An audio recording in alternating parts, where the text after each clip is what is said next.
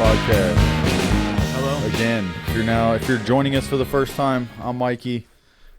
That's me. And Couch Guy. The guy that's on the couch cam. In the chair. Chris. Couch guy that's in the chair. He found himself a chair and took it upon himself to sit in it. Yeah, exactly. Well, I don't blame him. The chair is a little bit more. He can show off his arms. I fucking made this chair. He did make the chair. Random quick thing. Assembled. So I put our stuff on Spotify, and I saw that there'd been one comment on one of the videos. I was like, okay, because there's been maybe 30 listens across all our podcasts, whatever. But one of them was referencing you, and it said, "Hey, more Guns, Chris," or like better close up on Guns, Chris, or whatever. I'm pretty sure it was Callie Dalton, or like she's married as a kid. But the name, I'm just saying the name. Like don't know who else it could have been. I was like, but it was just funny because it was. I could look it up. Trifling. No, I'm kidding. Yeah, I just thought, hey, Chris, shout out.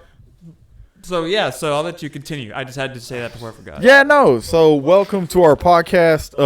This is our first time shooting. Not our first time. I think didn't we do our last one? No, but it's first Saturday? with this It's being the official. Exactly. Thing, so I'll let you explain. What Yeah, that no. Our means. official. Normally we've been shooting on Wednesday nights. And so now we just kind of switched it up to Saturdays because make it easier for Matthew's got a kid and. Everybody's got a job, and so it's a lot easier to do it on weekends. And we're hoping that maybe we can get more of our friends to stop in, join in. So, maybe we're going to go long. I think we're planning on 8 hours, I think we talked about. We're going to do an 8-hour episode. We talked about doing 4 hours, tonight. An hour break, come back for 6, 30-minute power nap, and then maybe 12 And more. we're going to Waffle House in between. Just power through the last 24 hours. And we're going to Waffle House in between, so we gotta try and make it back from there in one piece. How many hours do you think are in a day? Here we go. Look. So this is from. Sorry, I'm referencing something nobody can see, and we'll stop talking about it for that reason. So you can keep. We're on Saturdays now. We're on Saturdays, normally man. We like to do a quick recap. Let's recap of what's happened in each other's lives in the last week. So it's been a little longer than a normal week. So theoretically, there'd be a little more to talk about. But in reality, there's probably less to talk about. Yeah, no, man. So tell me what's been going on in the last week and a half. I mean, we came over here last Sunday for family reunion of sorts. Oh, that's right. Mr. and Mrs. Jones in the Mr. Jones? Yeah. Sienna. I was seeing if you remembered her name. Oh, yeah. Was that what that was? I was like, why are you staring at me? I'm like, I was like, are you okay? Was it? I think in the improv community. Was it? No, Sienna, which was really cool. Like, but I was also too. I was like, we just saying names on here. now, name droppings. We've been working on this whole telepathic, all the telekinesis. So they came by, the Jones family, and it was really cool then. I did a terrible, terrible thing, and I missed the baby shower for the second baby because I missed it because I wasn't staying on top of my schedule. I felt so bad. That was so cool that they came by because they're about to have the second kid. Number two. Yeah. No, that's fucking. That's number two, man. Number two. That's beautiful. It is. And that's beautiful. I love that it's going to be their son. They have a daughter. It's going to be so close in age to my daughter. So it'll give us a reason to actually see each other more. Yeah, hopefully. Absolutely. That'd be cool, man. Or it'd be funny if we actually just completely stopped talking altogether after this. Oh. Man, it never ceases to amaze me. It never ceases to amaze me the way your mind operates. Never. We have to plan for every eventuality. Right, so tell me what made you want to say that in that moment? Nothing made it was what you said. I just react. It just never ceases to amaze me how you just say something so meaning. See each other again. It was like it's either like feast or famine. Oh no! Either having kids would obviously bring you closer together or drive you apart just for eternally. Some reason be the outlier event that actually makes us never see each other again. Yeah. So well, I'm glad that I can help you not cease to be amazed. I'm just enjoying myself. Okay, so Brandon came over. That's cool. We were all here, so that was cool. We hung out. I guess I'll just do my recap since I kind of took over. Sorry for asking you. I'll try and be quick. We all came over. We did some recording Sunday night, and I don't know if I'm going to end up releasing any of it because I kind of upset this guy in a way that I was surprised by. And so I might just need to at least extract the first little segment because I know that I can talk over people. I know there's things I can do that could drive people crazy, but I really wasn't trying to. But I'll let him describe how I made him feel here in a second because I thought it was a beautiful analogy. But either way, I felt, looking back on the video, I felt like you were already in a weird mood going into it, but I could be wrong.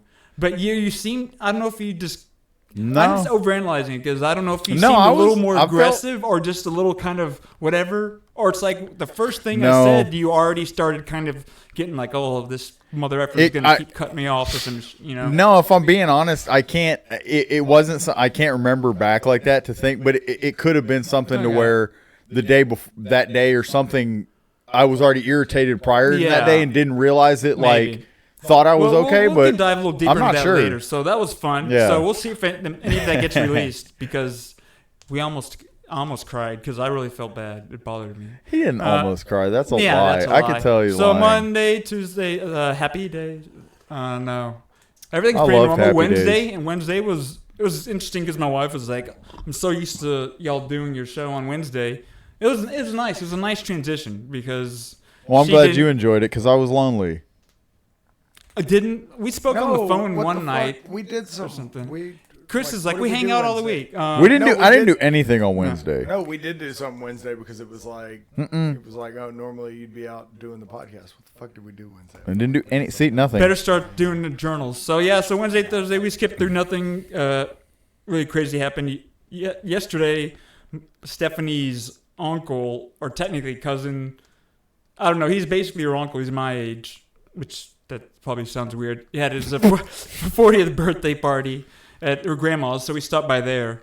And I'm not gonna lie, I got to in front of her family. They got to see what a father who's well versed at soothing his daughter in action. You laid your skills down. Scored some. I You think- flexed a little I think- bit. I feel Some bad major because points. Stephanie makes You it laid- sounds like I might be making her, maybe look. mean- I mean, hey. I get me and my daughter. I saw the young Michael Jordan in his element. just It was saying, like, dude. college wasn't really my And- thing, and guys. I- but the pros, I got this. And I told you to start writing a book because I could explain exactly everything I'm doing to where I think it would work for anybody else. But honestly, I think the physicality of some of it, they're not in shape because a lot of it is I'm moving and holding He's weird moving. ways. He is moving. And I'm Let me like- tell you It's that something. martial arts shit. Let we me were tell you talking about something. last This week. It fella really is, here, bro. this fella here was moving. I see him holding this little girl. Yeah, as he dude. walks. And that, if Versace. she's still crying, I'm like literally just barely adjusting angles, doing up and down, switching. It's like I'm doing all these little changes until for 5 seconds she doesn't cry, and then okay, I just ride that, Yeah. and boom, But it's like it Trying to takes find being that able to sweet like spot. do all this weird It's like crap. trying to play the dream levels in, what was that, Max Payne 2? Or was it the first Max Payne? Yeah, we'll Remember say that? it was. But either way, those are weird. So yeah, that's about it for me. Sorry. So now you can say that what you didn't do over the week. Yeah, no, I didn't do much. I didn't do anything. I got some work lined up. I did some work. That was about it. Just work. I had more work this week I know than you I did had in something the today. past weeks. Oh yeah, and well today I did. I went to a baseball tournament with my dad. I watched the one game. It was just the Patriots DBU. They played Patriots have a Indiana. baseball team. Yeah, DBU Patriots. That's cool. Yeah, they did. They didn't get the W, but they'll be all right, man. They've So been you- playing good all season. They got a lot of. So you lot follow of, them? my dad really follows them, but I pay Yeah. attention to them. I watch the games. So they're whenever like minor he's league there. baseball? No, college. Oh, it's a college team. Yeah, it's a Okay. college team, but they were playing at the minor league stadium in Frisco. Okay. So They have to underhand pitch in college, right? do what? Underhand Okay. pitch. Wouldn't that be something? Yeah. And they They're- have the bigger balls, right? Oh, no, Yeah, that's big, girls. That's like- girls softball. Yeah, it's like base. Japanese baseball. Dude, I Basketball. would love to play girls softball. I like it. Oh yeah. We could dominate. He's like, you imagine the numbers we could put up if Dude. we're just out there playing Yeah. against some, That's fun. So Young girls. Crowds would wreck you. Yeah. So since Chris is he's at the desk. What happened for you over the last week? He's at the desk. The way you said that.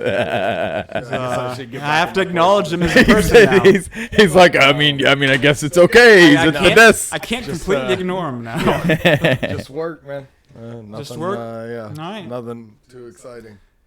All right. Week to Well, week is pretty much the same. That sounds. That's it. That's life, right, everyone? So Such is life. That's Say it. lovey. there's our catch-up. And I'll let Mikey... Oh. So there's our weekly catch-up, buddy.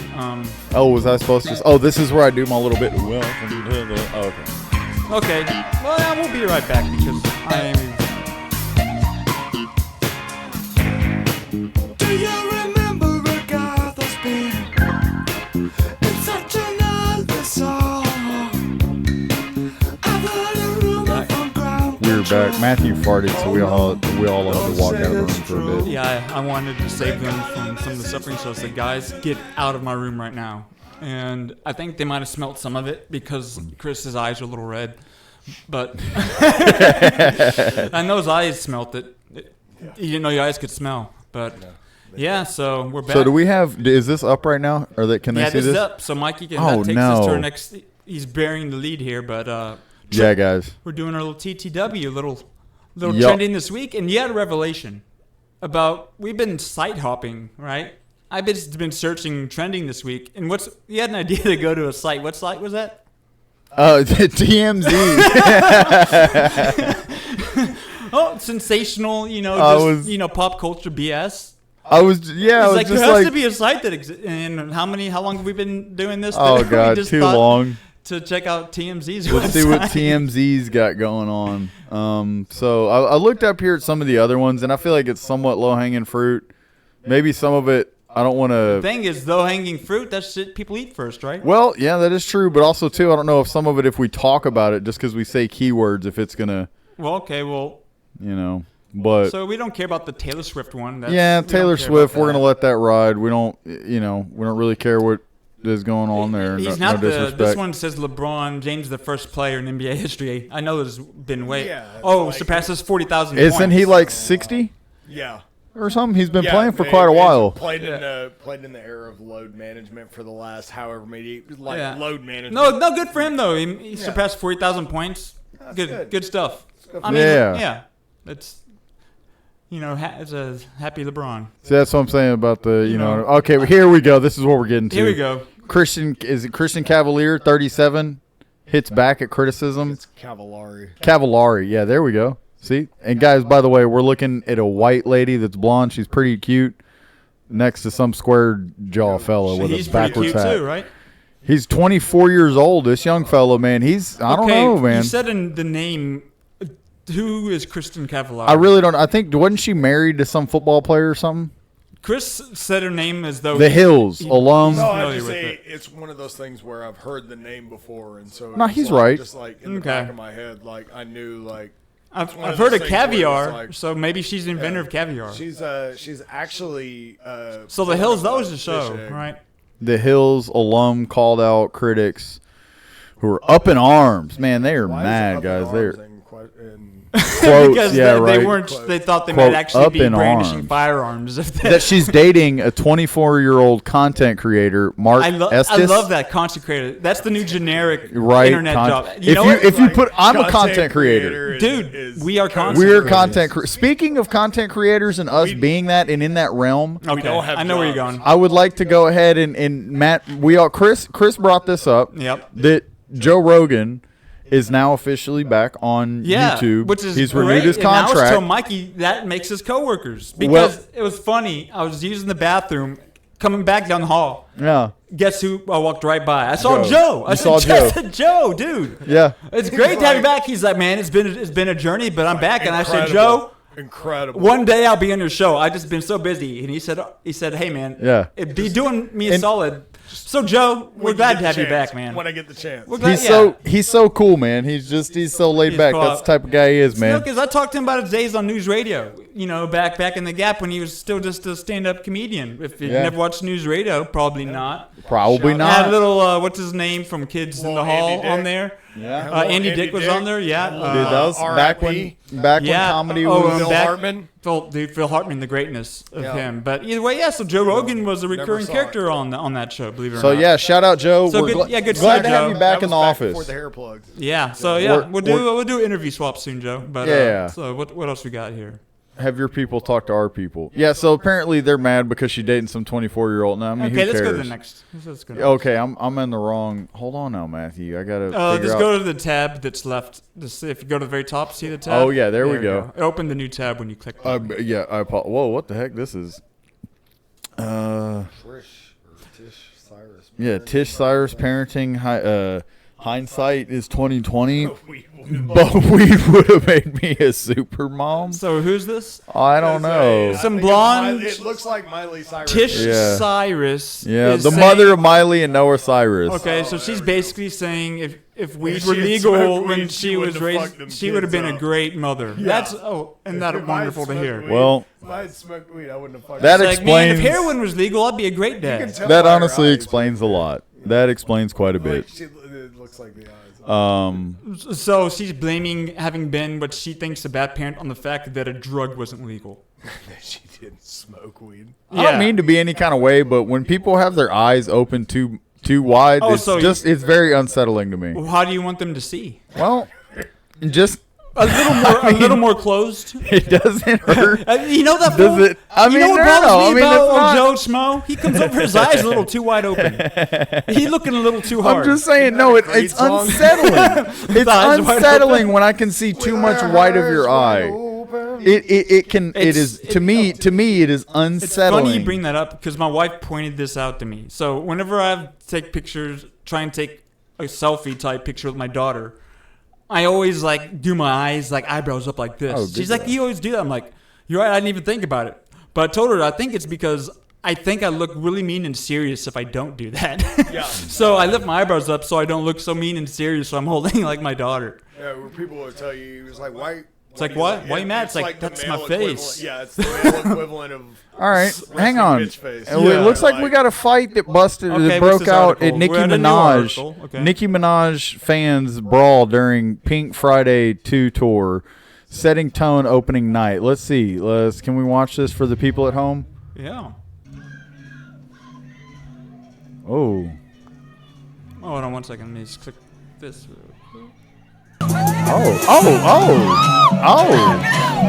That dude looks like he breaking the fight up and hitting him at the same time, man. Dude, that man looked like he was trying to break the fight up and hit him at the same If I'm at time. that concert, that's making the concert.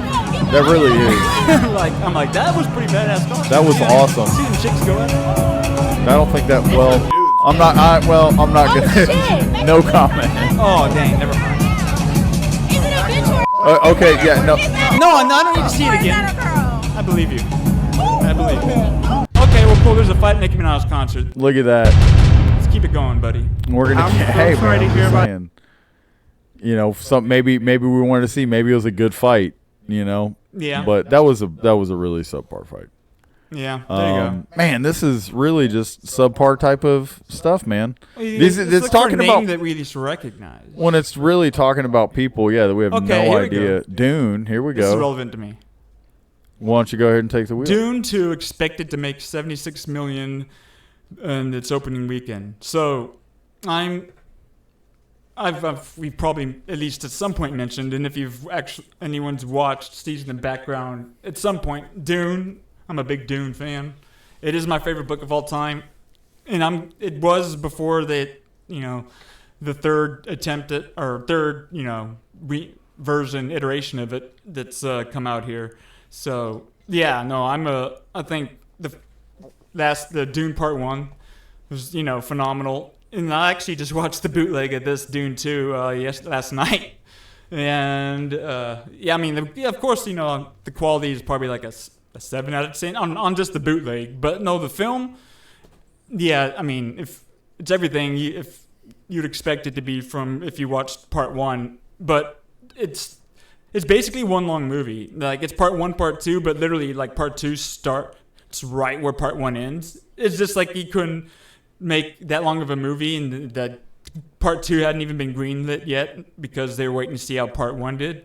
But so yeah, there's actually a lot more action, a lot more what might just be cooler sequences for the average consumer. So the fact that the first one did so well, yeah, I mean I would expect this one to easily do better because it's also in the throes of COVID, or as close to being in the throes of COVID. What? That man got bubble wrap pants on. Yeah, For so- those of y'all watching at home that can't see, I'm sorry that was No, you're amazing. good. But either way, I love Dune 2. The boot from my bootleg review. It's really, if you read the books, it's like, man, he really sets it up to keep going. So hopefully they get to. But so yeah, you're looking at Zendaya, who's in the Dune movies. Well, yeah, Zendaya. I don't know. She looked like the little robot out of the Jetsons or something.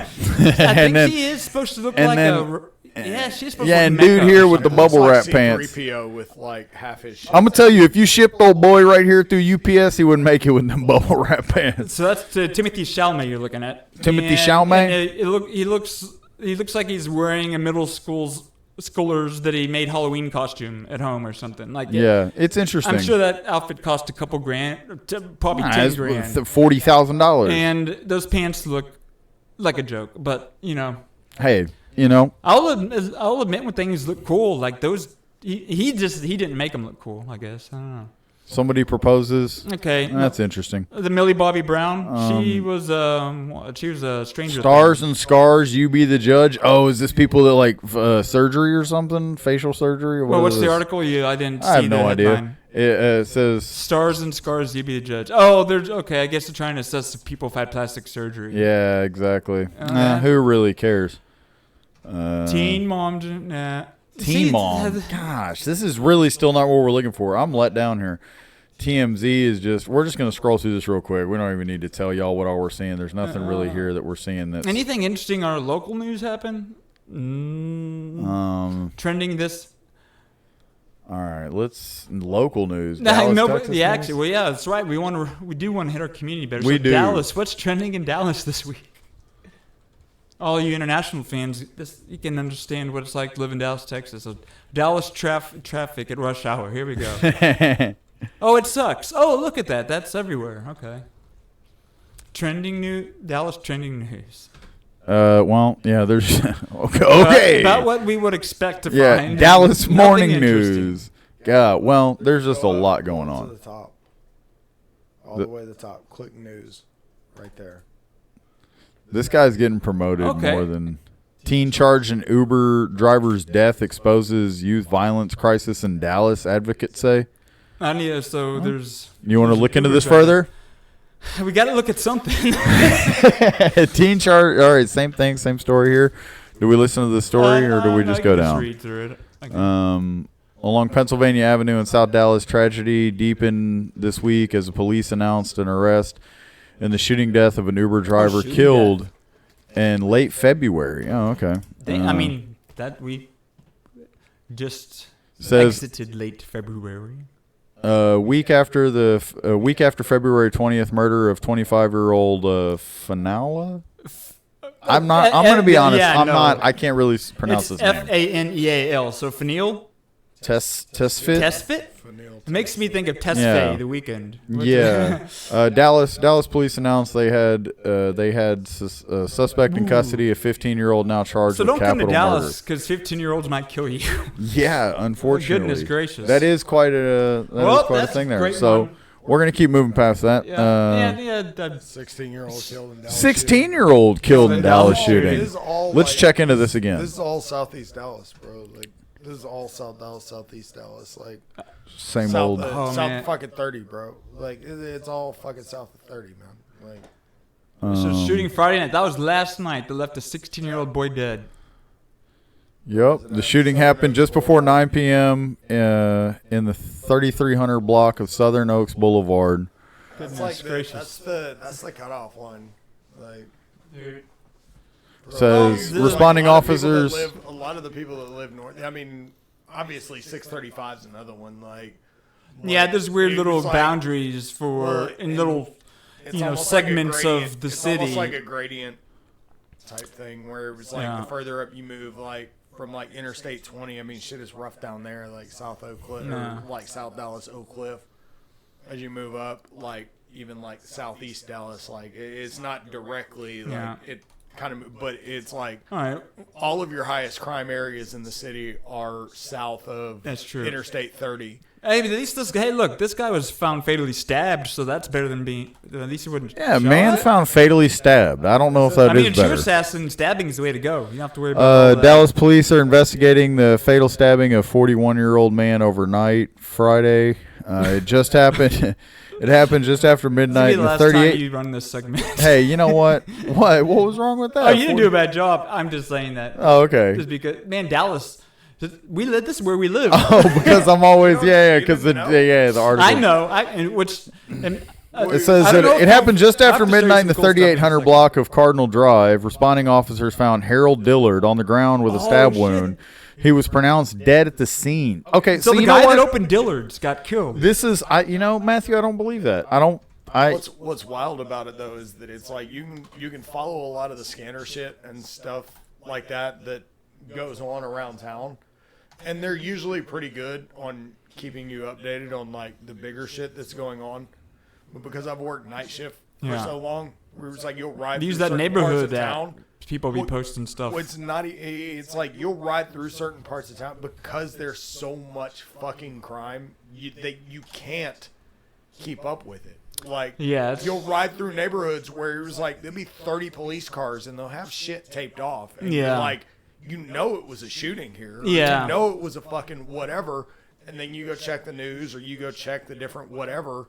And it's like so much shit happened overnight that like you don't realize like that shit doesn't even get, Yeah. because maybe they got the whole area taped see. off because 76 shots got fired. and No, one yeah. person I got mean, I hit. remember it was like So that it's in like- the McDonald's down the street a few months ago. It was just completely blocked by like 12 cop cars. Yeah. In the glass in the front of the store is shattered. Yeah. So it's like, okay, it's obvious what happened here.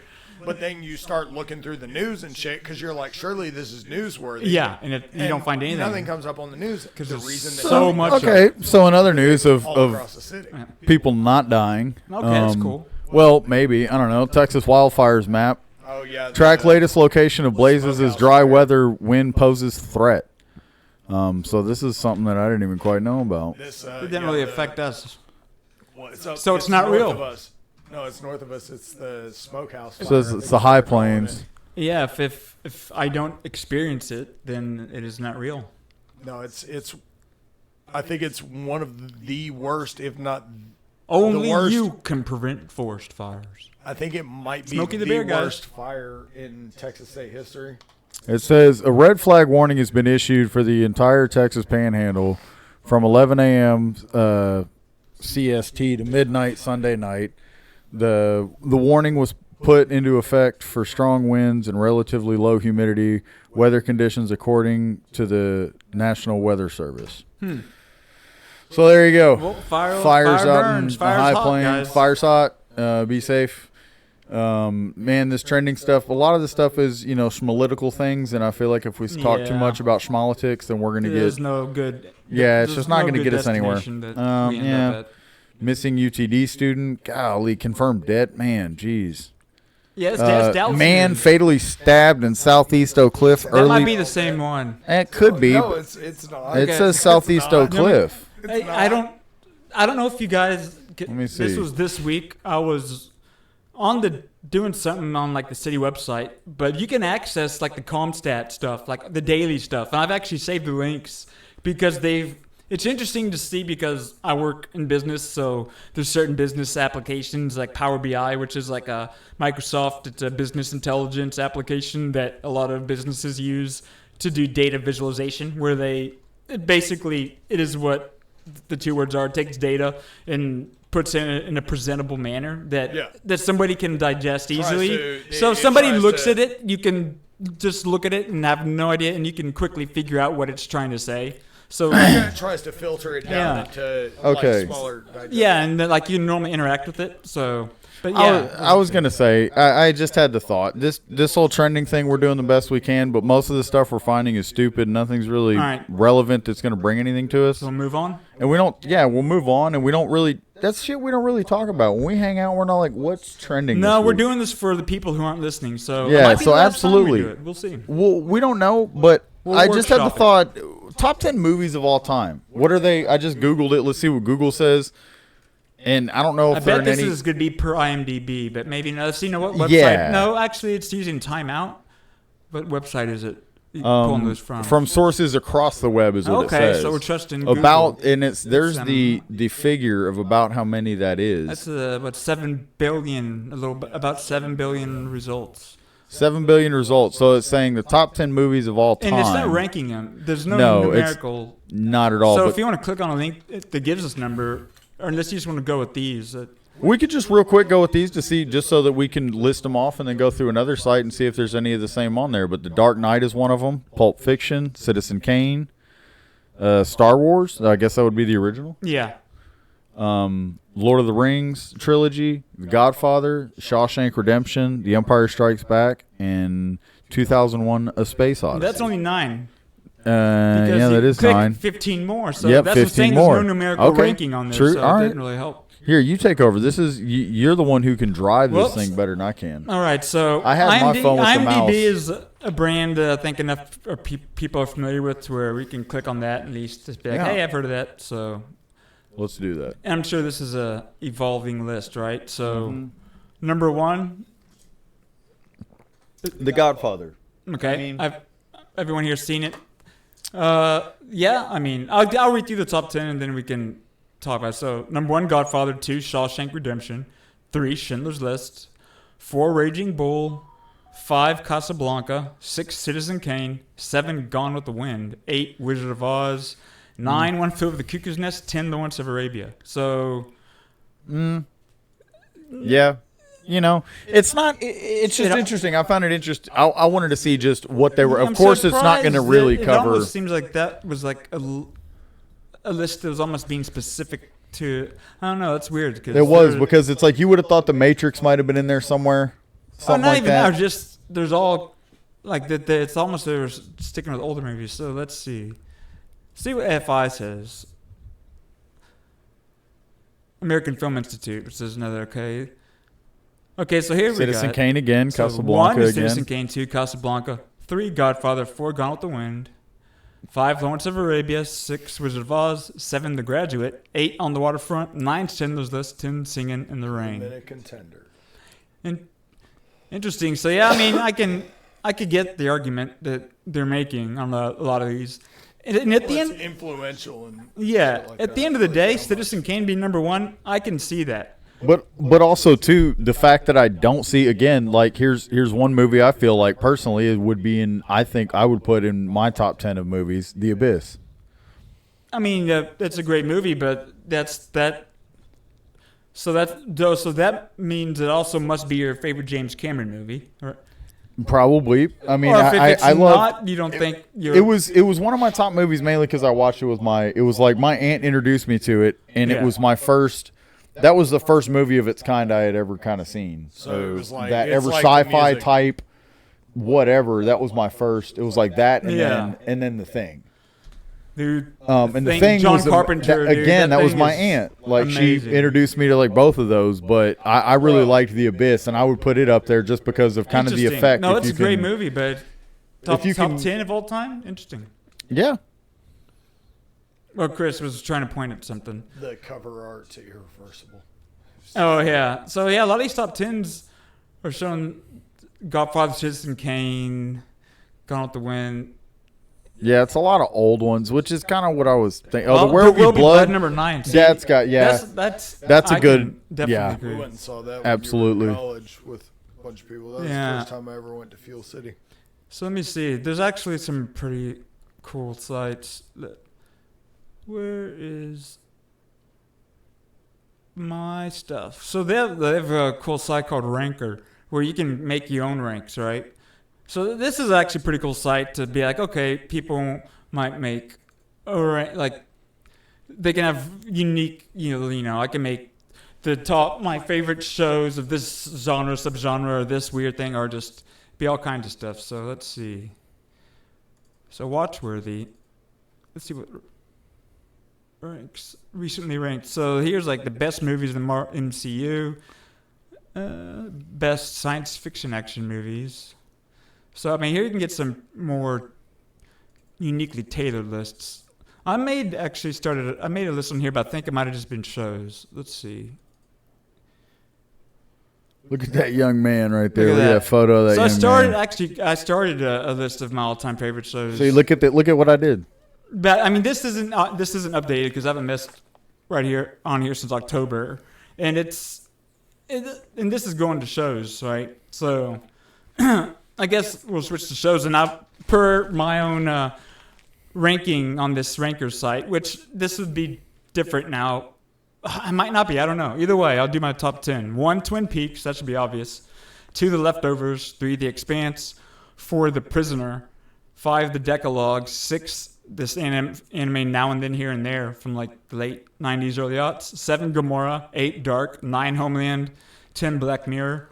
But then I'll go all the way down to like 100. And I could easily go up or down. Like I was going through Mr. Robot again. That would probably be higher. Deadwood. So I mean, I could go through I could go down 100 if you want. I mean. So what? This is a question for both of you. If either one of you knows it, for yourself personally, what is it that that grabs you about like factors does a show or movie have to have that kind of? Is there anything do you find that over the movies or TV shows that either one of you has watched, that there's a common thread between them that you like, either the way they're shot, by like maybe filters on the camera, the setting of where they're set, the time of year. I think it'd the be obvious subject. thing for me. It'd be there's a certain genre that I definitely cater towards, being science fiction. Like if something has any sci-fi element whatsoever, I'm gonna check it out at least. Because sci-fi is my favorite. Not that I don't love and appreciate all genres. So that's why I didn't. I guess if I like. Some shows are done. You can tell that they're done, not with some serious you could watch NCIS or SVU or something. It's like, okay, they're just kind of churning out a show that's got decent production value, and I get wrapped into the stories and the crimes, and it's all this real world, so they enjoy it for that reason. I don't care much for that. What I guess gets me is whenever you can tell something is done there's a unique vision behind it, whether not that I'm looking for a certain camera style or filter or whatever, but it stands out for whatever reason, from just if you were just if you sit down and watch it and you just kind of get sucked into it, something's capturing you with the way the story or plot's being told. And a lot of times could come down to, man, that show had some great acting, but now I'm gonna start meeting my phone. Yeah, I was just curious because it was But sci-fi is number one, but then a lot of times, we talked about, I'll come up with directors or creators that have made something, and so automatically I'll keep up with what they make, and so if they have something coming out, I'll give it a chance if they've won me over in the past. So a lot of times I'll kind of have an idea on things based on prior work they've done. Okay. And so whenever something's brand new, it's always exciting to see. But I don't know, just the film style, a lot. Yeah, I was just curious more or less I'd if say there was sci-fi be anything. number one. I didn't know I just didn't know if there was anything Chris, what about you? Well, I was going to if there was anything that. Yeah, I don't really have anything. It's it just kind of runs the gamut. If I see something that looks like it appeals to me, I'll watch it. If not, or if somebody suggests it, it's explain it to me and maybe I'll give it a chance. But I don't have, there is no one if it's this, I'll watch it, or if it's this type of genre, I'll watch it. I don't know. What about you, Michael? I don't watch a lot of. Yeah, well, no, for me, it was for instance, what I mean is I really one of the reasons I really liked the show Twin Peaks was because of the where it was set. And kind of the town it was set in, and with the trees and everything, the forest, the woods, outdoors, how they kind of a lot of the scenes were shot. I kind of liked. I enjoyed that. That kind of grabbed me about it. For instance, one of my favorite horror movies, probably my favorite horror movie, was Halloween. And where it was shot, the time of year it was shot in. It was shot in the fall, and I think find that John Carpenter also. He did the thing, right? Yep. And so I find a lot of my movies and stuff that I like. Not only is it just the movie itself, but another element for me is maybe how they're able to capture either the environment, Okay. and also it's interesting, I guess, to say that and you can give, sorry, not to get you out. Go Sorry. ahead. So in this, I think you'll hear this be the case for a lot of shows. And I feel like there's a cliche, and it might have been, I heard a comedian or someone say, but they'll talk about Sex in the City, and they'll talk about, I guess, I don't know if it was four chicks that were mainly on there, but they'd be like, oh yeah, but there's 5 main characters because the city's one. I was thinking, like, it's cheesy, but that's true. Like True Detective, I feel like the setting and location and all that was just as much a character of that new season. The title of the season was If not, like, that was the main character Exactly. of the season. And like what you mentioned they in your... titled it Night Country. Yeah, but like they called it that, but literally like because like you're talking about this people seeing things, a lot could just be the psychological effect it's having living there Well, and it's all why that. They kept track of the days. And Yeah, so it's literally like it's like they made it's obvious, but looking back on it, it's like, oh yeah, that the location was arguably the biggest character of that show. yeah. Yeah, absolutely. I was just going to say, like, the show, for me, again, the show Dark, that was one of the that things was that on I my top really... 10 too, that you exactly, saw, yeah. and that was one of the things that I really liked about it was that I really liked where it was set. Again, the show Ozarks, I liked how that was set outdoors. I guess it could have to do with it being outside the woods or focusing on that element of... You're an outdoorsman of sort. Yeah, some sorts, but I was just curious. That's like, because I just find it interesting to see if there's any one thing that, you know, maybe grabs other people about certain movies or stuff like that. I definitely try to be very open-minded. Like, I'll check out anything. You know, a lot of times I might quickly be like, okay, this is garbage. Or I'll quickly be like, okay, I don't have any interest in seeing any more of this. But... I mean, I'll be open-minded. Like, if someone tells, like, there's a show called, it's about this guy who, Redemption or something. It was probably the most just straight-up dramatic, drama-driven show I've seen about this guy who's in prison for, like, 15 or more years for a crime and gets, like, you know, evidence comes out, DNA evidence, you know, over time is advanced, and they find out he's innocent, so he gets released, and just him like trying to adjust back into life after being in there. And it was like just really character and simple story, like relatively simple, and just try and watch this guy and like his family that was still around living with them. And so, and that was a phenomenal show, like really good show. And like come out and try to have to like I like the readjust movie. the out. Shot Collar. What's that one? Shot Collar? That was a good one. You ever seen that one? No. Like what Chris was saying about like the whole, that's what made me think of it. Like he was talking about like being institutionalized, and I feel like that one was a good one for that kind of what that would be like. I'm just trying to see what was the name of that show. I hate when I try to think of a show. It was wrongfully convicted TV show. I still need to. I haven't finished watching Oz. Isn't that the prison show? Yeah, I never watched it. So I know it's supposed to be. I remember having some acclaim, but I don't know. Yeah, Chris turned me on to it, and I watched like the first season. How many seasons was it, Chris? Do you remember? Rectify. Sorry, that's the show I was trying to think of. Rectify, about the guy who was in prison for nearly 20 years and got released. And it's a phenomenal show. So sorry, I was able to find Rectify. You were just asking Chris I'm something, gonna have to see that. and I don't think Chris was listening. Yeah, he was asking me how many seasons of Oz there were. I don't remember. Yeah, Chris I don't know. didn't finish There were watching anything on I don't watch HBO, anything. especially The Wire. So let's see. Oh, and here's another site that this is the one I use the most. Tracked, TRAKT. This is like where I really track and create active ongoing lists of things, of like shows, TV favorite. So what's the most recent things I've added on here? Added date. I'd probably put Grand Budapest Hotel Okay, in one of my top movies. Okay. So Grand Budapest, yeah. Yeah, I'd probably put that. I in mean, there. for me, Royal Tenenbaums is Yeah. for like that would be that's my favorite Wes Anderson movie. So, but then also probably would be in my top 10. Yeah, I mean, I'm just kind of scrolling down. So Ray Donovan TRAKT. was a good show. Yeah, Ray Donovan was good. So yeah, my tracked TV. No, these are just I recently added. No specific order. I've got like Katla. That was I don't know if that was Swedish or something. Archive 81 only had one season. Pretty good. Giri Haji. So this is on Netflix, and I believe it's like means duty shame. I think is there something translation, but that was really good.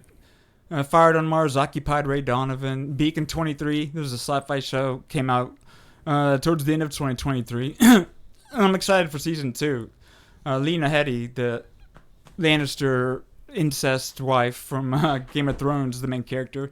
But that that show's pretty good. Yeah, I mean, you pick any one of these. I'm going through this list.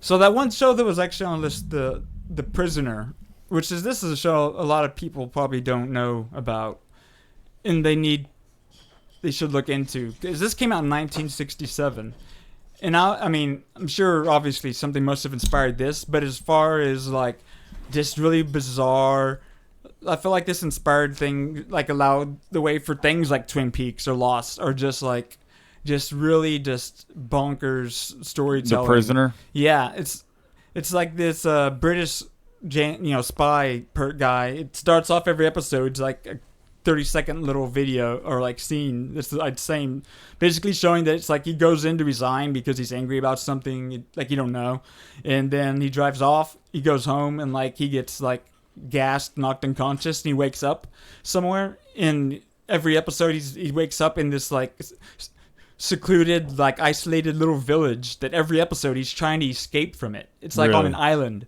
and every episode it's late 60s, like it's really creative, this wild, and there's this weird large like inflated rubber ball that will capture him if he gets furthest. Yeah, it's like just he'll be out in the water trying to swim, and this large, massive, like larger than a man-sized rubber ball just appears up from the ocean, and then it just comes towards him, and then it somehow captures him. Huh. But it's I've never really I think you would like this actually. So it's I'm gonna have to watch it. Yeah, and I'll have to just show you the first episode, like on our break or the first at the begining of the episode, because it's really absolutely. Cool. But no, yeah, so I mean, it's we could go down many paths of shows. I know that Chris gets back, because it's something recently we all watch. We can touch on, so we'll be right back. But I try.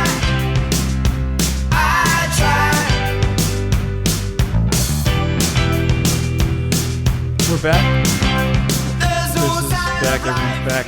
We just did some trending stuff. Then it's kind of got off onto talking about some of our favorite shows and movies, with no particular path in mind. But it did compel me to share. If you've checked out our channel, I've been uploading here and there slowly, just movie or TV scenes where, for me, they're just incredibly powerful, emotional scenes. It's gonna be due to generally the soundtrack is like a key component for me in these scenes. Okay. Like in any powerful scene, you could say, yeah, the soundtrack. But I guess for me, it's like those moments where it really just comes together to have like some cathartic impact, right? And so there's one video that, and this is almost an experiment, so we'll see. And I'll blatantly say, because it's viewable in other countries, but not in the U.S. It's this scene from Mr. Robot. And so I have it on a smaller window here, and so I might be editing this out, but if not, this is it's 3 minutes long, but so I feel like you don't have to really know what's going on here, but for me, it's just everything is done so perfectly for me. So here we go.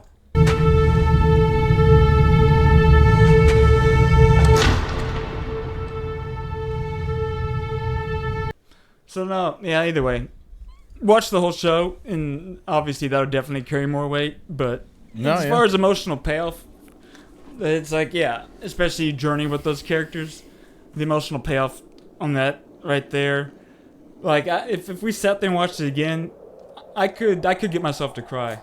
I could legit get myself to cry. Yeah. No, I mean, it was even with no So you got it. What I was Yeah. I like, understood what you like mean. It was like you could see where it was like almost like the life's movie, Well, the movie of your life. And well, or the where it was so like the last like if you backed it up to the last like 15, 20 seconds or whatever before before it zooms in on the fucking eye and you realize it's like the iris and the pupil and then he like comes to and sees her.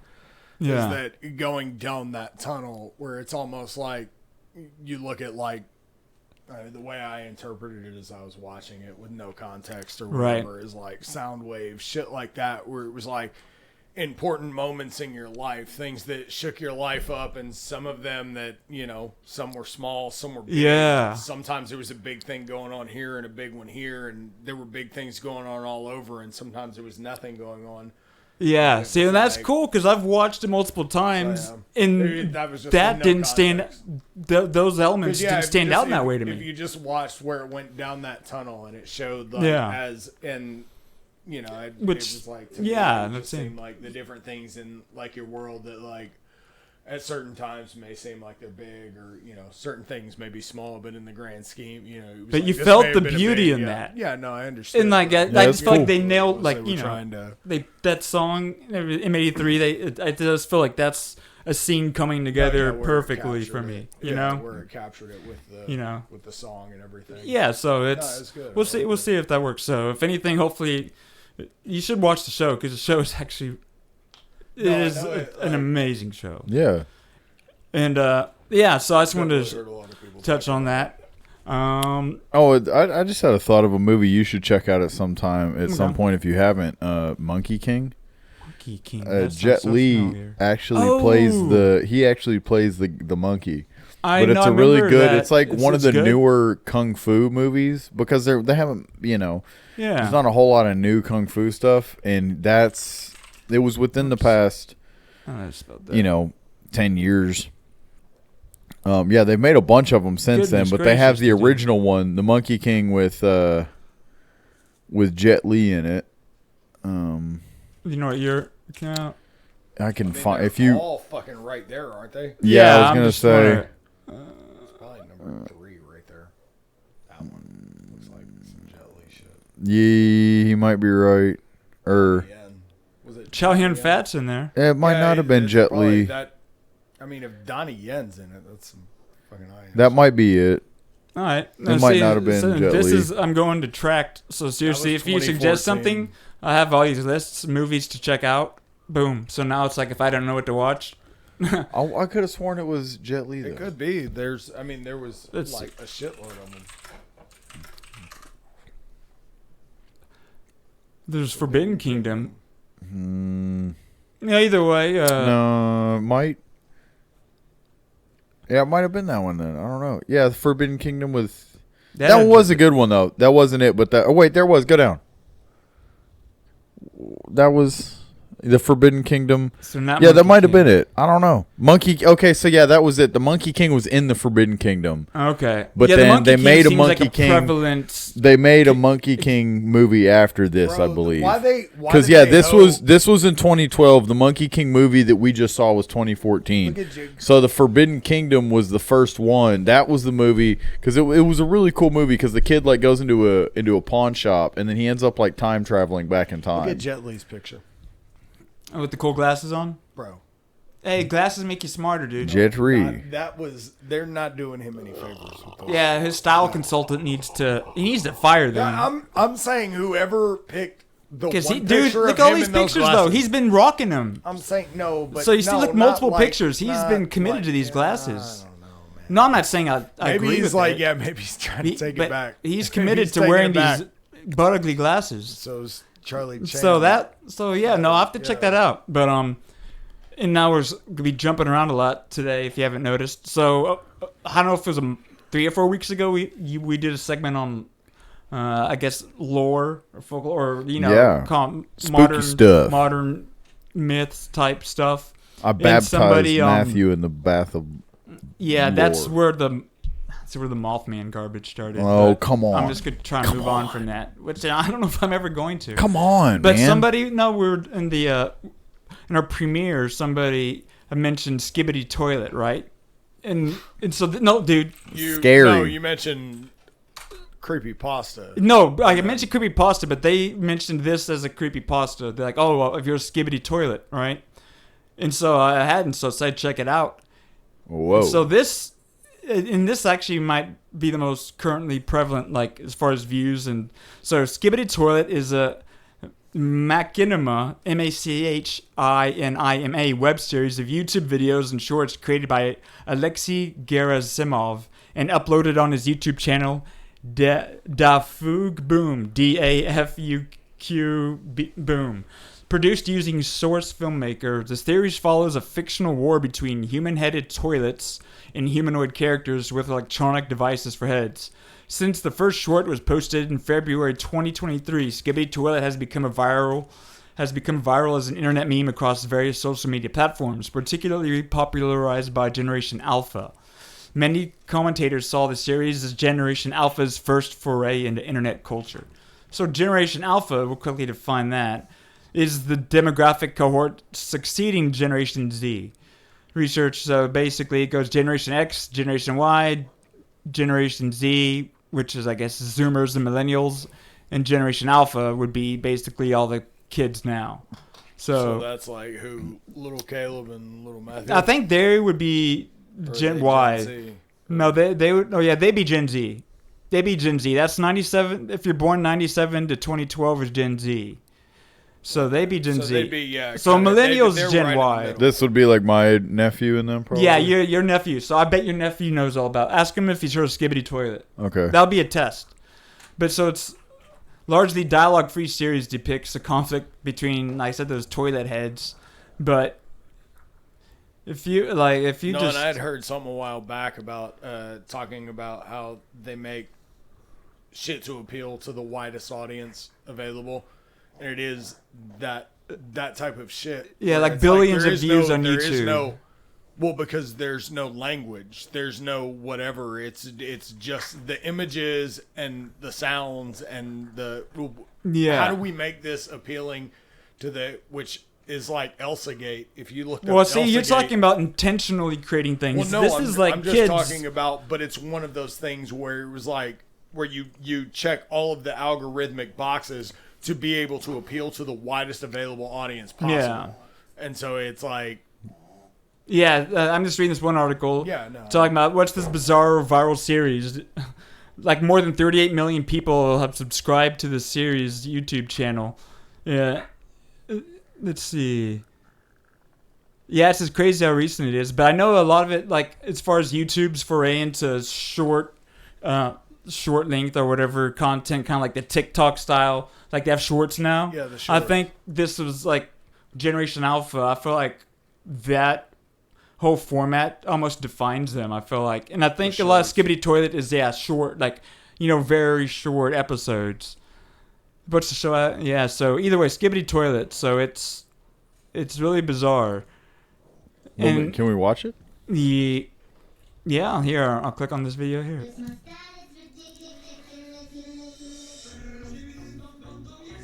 I can't.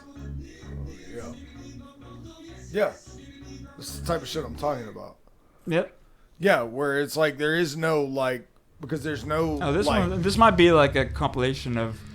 Yeah.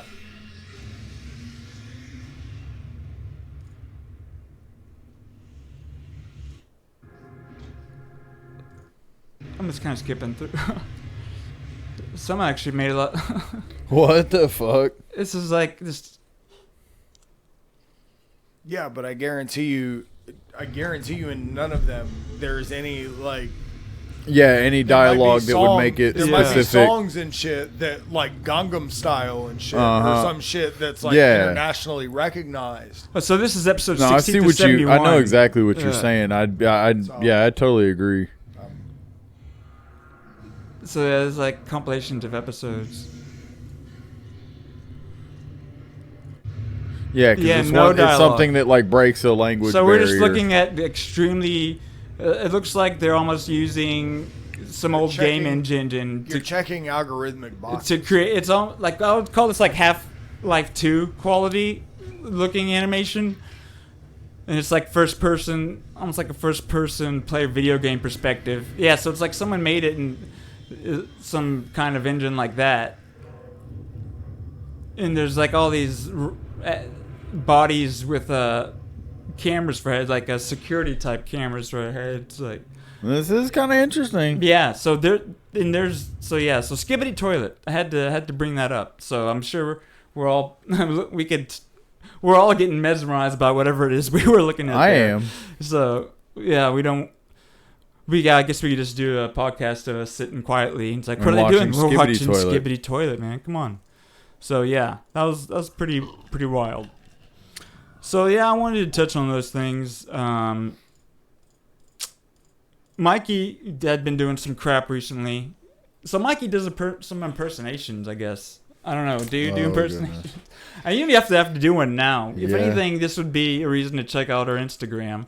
Yeah, go check it But out. I guess there's a Forrest Gump. I don't know. Maybe you'll pull him out sometime. Maybe. Yeah, you no, won't. I did. I was in the Xbox party the night before, and one of my I always just kind of do it out of nowhere or whatnot. I used to, and then like one of my friends laughed at it, and then so now every now and then they'd be like, "Hey, do that, say this like Forrest Gump," and so I'd say it. And So is it a scene that the you're next- reenacting? No, it's not any particular scene. It's just it's saying one of the things in the movie, any particular point. I They'll be remember like, he "Say has this." a kid, and you. And so what does he say when he sees his And he kid? was just like, he more or less just like kind of looks at her and he was like, "Is he like me?" He was just like, So there's a homeboy of mine that I work with that he. Because I remember you were showing that, and I was like, okay, this is kind of funny, but I didn't think it was as funny as you did. But your impersonation is spot on. But what about your homeboy? There's a dude that I've worked with for several years that when he first started working there with us, he was a younger dude. He was like in his early 20s, but he was one of those dudes that caught the male pattern baldness thing like real early. Did he And- shave his head, or did he try and Well, stick no, it I out? mean it was like he buzzed it. Like it wasn't as though he was like trying to like grow it. He, like, but you could tell. Like the joke that we used to always make about Pierce was that he looked like he was in his late 40s on his like third wife, had alimony, And he's like not even everything 30 else. years old. And no, he's like 21, Dude. Like he was I so remember young. seeing kids in high And- school that were seniors. Yeah. And they looked like they were Yeah, just burnt out, like middle-aged Exactly, fathers. like, and so that was the joke. We They've used to had a always rough make. life, and they're like 18 years old. Yeah, and that was the joke we used to always make about our homeboy Pierce. And I'm sure recently- he loved that.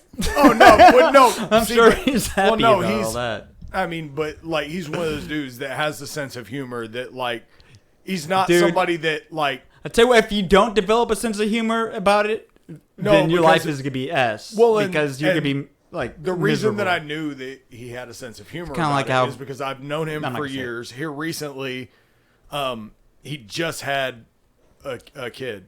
Yeah. And like within It's the like I last, finally like, fit the 9 months. stereotype.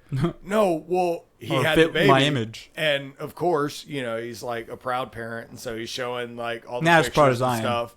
And every time I Test see it. him, he's like, "Here, here's a picture." And one day he's showing me a picture, and I was like, "Oh, Oh, look that's at your her." dick. I was like, "Oh, look Oh, at her." sorry. I was like, "She's got her daddy's hairline." Oh, And he was like, he immediately just starts cracking up. He's Uh-huh. like, "Yeah, no." And that's the line he brought up. that's funny. Was that it reminds me of Forrest Gump. He was Yeah. like, "Is he "Is like she me?" like Like me?" me. He's like, "Man, Yeah. I hope not, because I lost it when I was like 19. Like, Yeah, no shit. That was But like, yeah, no, so I did that, and then I'd like Mike Tyson. Really, probably that and Tyson would be my two, I guess. Best. So, like, Mr. Tyson, do you I think don't- you'd ever get back into boxing, or would you box? No, would you box a dog? Yeah, I'll fuck a dog up. What sounded makes more you like so? Nate What Diaz. makes you so confident that you'd beat a dog? Because you don't even know the Yeah. dog you'd be fighting. Man, Yeah, don't well, matter. yeah. I'll fuck any dog up. That's all you have to say. What would be your approach? My approach to a dog is he trying to fucking bite me, I bite that dog harder he will ever fucking bite me. I'm gonna tell you like that, right? You get in the ring with me, I'm a fucking dog. I'll bite you. But the I'm thing is, fucking you've vicious. proven your biting prowess. I told you, yeah, with ask Evander. I've been his fucking here.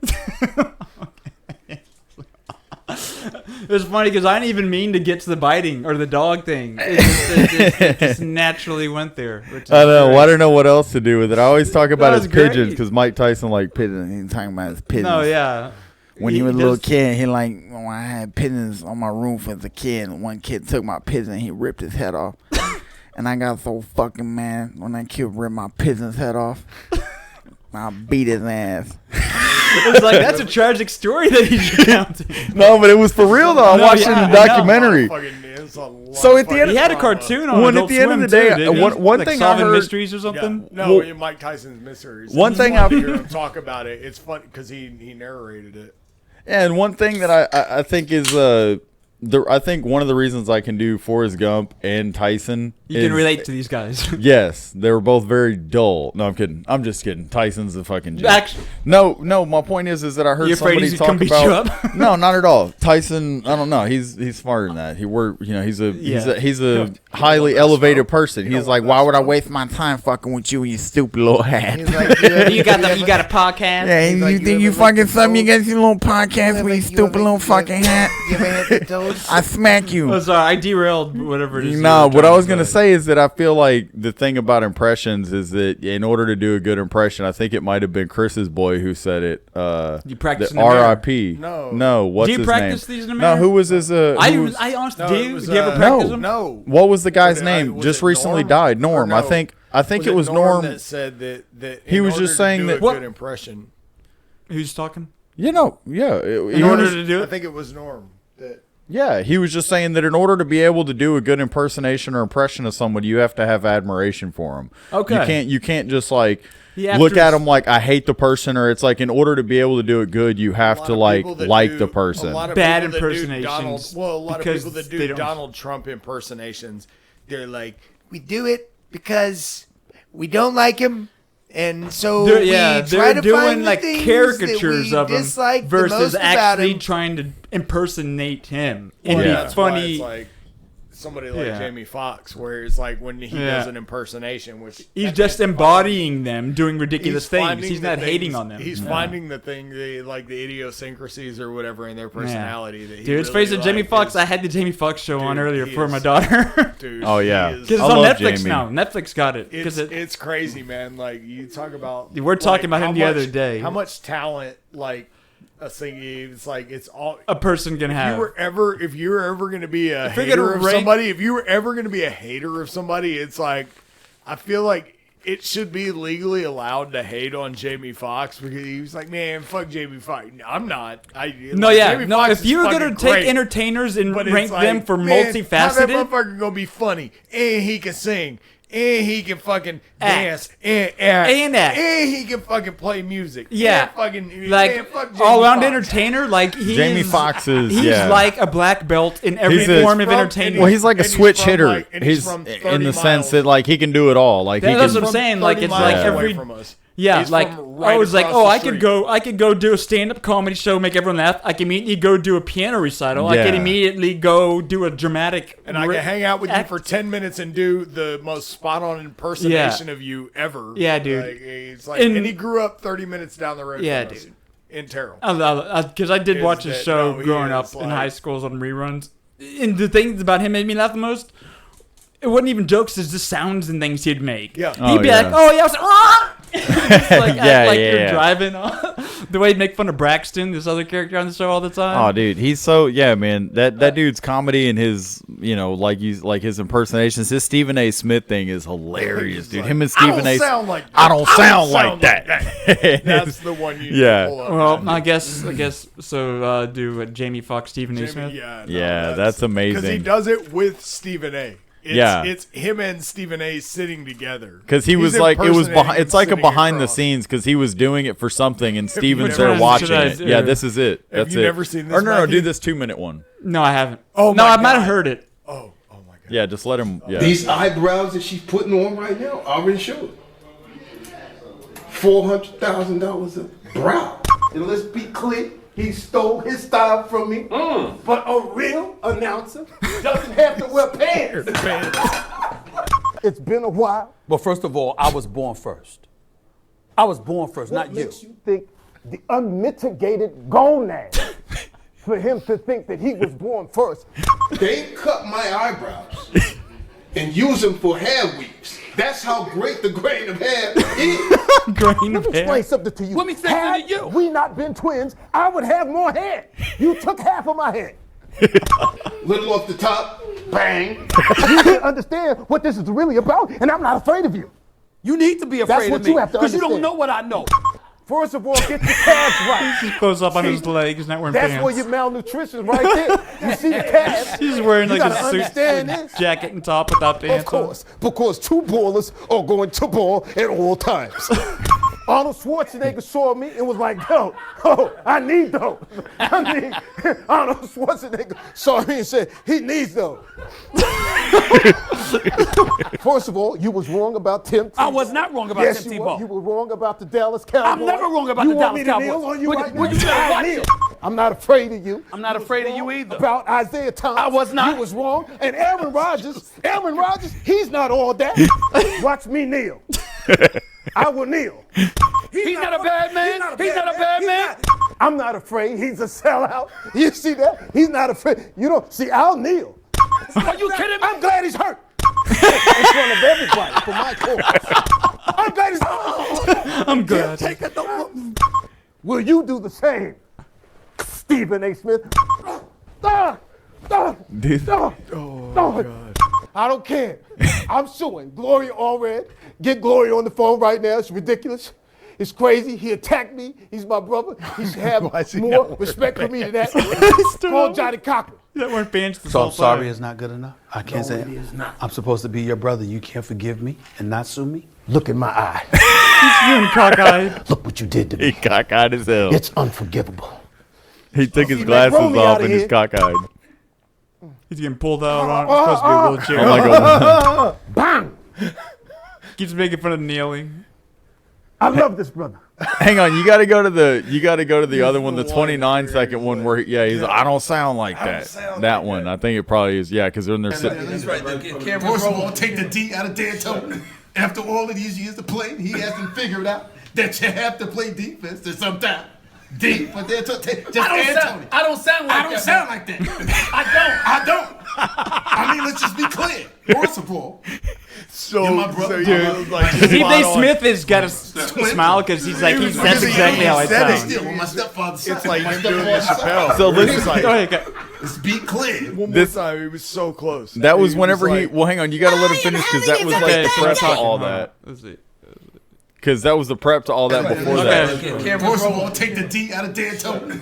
After all of these years of playing, he hasn't figured That's out Jamie that Foxx. you have to play defense at some time. D for D'Antoni. Just Antoni. I don't sound like I that. don't sound like that.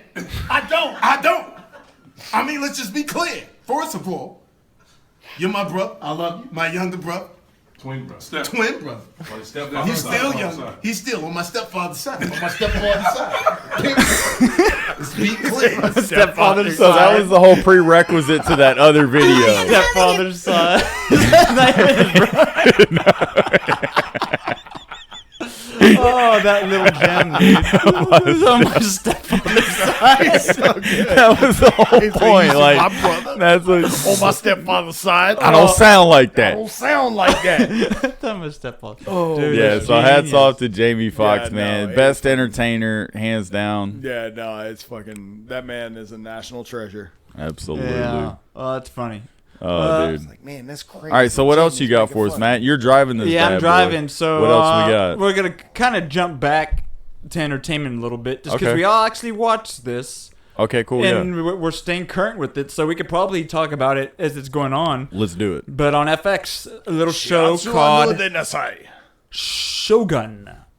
Shogun. So, if you're not familiar, I know that there was actually the book, I guess, is based on. There was a movie, I don't know if it was the 80s that came out. I don't even know if it's based on the same book. It might be. I can look it up real quick. But so Mikey, I guess I didn't I had no idea about any of it other than the settings. So to Mikey, what are your thoughts? Either of us had really any background on it. No, yeah, it was. I had just seen the kind of the previews for it coming up on TV here and there, and then I had the thought when I was on Hulu, I was looking around and I saw that was up, and I was like, I realized it was already out, and then we just kind of started watching it the other night, and I mean, I love the fact it's got the one dude that was already in the movie, The Last Samurai. He was like the main guy, Katsumoto's head dude. Yeah, but like his right-hand man. So yeah, it was. There was a 1980 movie based on the same book that's telling the same story. So I knew about that. I didn't know that it was telling the same story, but yeah, because I didn't know that either. It's when the English. So, yeah, if you want to read off this when synopsis, the English first arrived in feudal Japan. Yeah, so. So tell us quickly what it's about. Because the Spanish, right here. The Portuguese, got the this Spanish up here were if you- already there. Correct. Yeah, it says in the 17th century, a Dutch ship sails to the Pacific from the Americas in order to escape the Spanish. It says pilot major John Blackthorne, Richard. This is from the movie, but it's the same plot. Yeah, John Blackthorne is the pilot of the ship, and the first to realize the possibilities of Japan. Japan is a feudal society which has a strong presence of the Portuguese. A struggle is in the final stages for who will be the shogun, the leader who under the emperor governs the land, Lord Yoshi Toranaga. Toranaga. Yeah. Sorry, Yoshi Toranaga. He's got to get in the headspace. And then Toshihiro there we go. Mifune. Now, dude. Toshihiro Mifune. Sees You might have a samurai in character that Blackthorn you didn't know about. things. Yeah, dude, of course. Things he could use to at least survive the struggle to come and I'm gonna come. And if both play their hands correctly, become a shogun. Yeah. Sorry, that was a struggle there, guys. No, it's good. All of it. I knew the movie existed. I didn't know anything about it. Y'all didn't even know the movie existed, but it's based on the same story. But so, like you said, so your first thoughts on those first 2 episodes? First thoughts is that it shows a great deal of promise. They're doing a good way, I think, of being able to. It shows a lot of promise in the sense that it's like you can tell there's so much power on both sides and so much like shit's building up to a point But where you were it's like. talking earlier about like what captures you in a show. So what has captured you so far in the show? Obviously, the story in the setting is cool, so that's kind of immediate draw. But what can you go on more from there? If not, that's cool. I'm just kind of coming back at you with something you asked earlier. No, yeah, absolutely. It's somewhat for me is. I mean, I do enjoy the kind of the how some of it's shot, how they have to rely on. It's not there's no artificial lighting at the time. It was all candles and stuff like that. So a lot remember of the Dogma 75 scenes, was talking about. Yeah, so a lot of those using scenes are natural having lighting. to rely on candles, stuff like that. I also like the sounds of things, like the way some of the armor sounds. Like, so well, I it's know it might be period stupid and show. an unspoken thing or whatever, but I guess now it's like that stupid trendy thing with ASMR. Oh, but God. to me, that is kind of part of some movies where they can capture good sound effects and things. And I think they're doing a good job of that altogether. And the aesthetics, like those subtleties in the environment. If you can, create those. And that's the problem. I mean, for me, obviously it's a period piece, but the production value and presentation is top tier. Absolutely. It's obviously was created with a lot of compassion and care, and I'm trusting attention to detail because you see certain shots where they're going out of the way to kind of show elements of that culture, like whenever those samurai whatever got in the boat, you saw the close-ups of how their shoes were made, how they're like so different they could walk around quietly, and you go out of the way to show how their walls were. They don't have traditional seating that the English were used to. They reference baths, like he's like take more than a bath and 2 baths in a week or 3, whatever. So that I appreciate them finding those little moments to educate the watcher. I'm trusting them, which again they're the way they're presenting it is I trust their overall representation of that era, but it's so polished and well done, like Chris saying, just like the cinematography and everything to where... Well, and even the small things where it was like the part where when they dress him up to go meet, I can't remember who it was he was going to meet, but they dressed the Englishman up to go meet him after they'd cut his hair and shit. Yeah. And right after they had asked him if he wanted a bath. He was like 2 baths in 1 week. Yeah. But they were helping him get dressed. Yeah. And they were trying to tie the belt up, and he was trying to, like, push it down.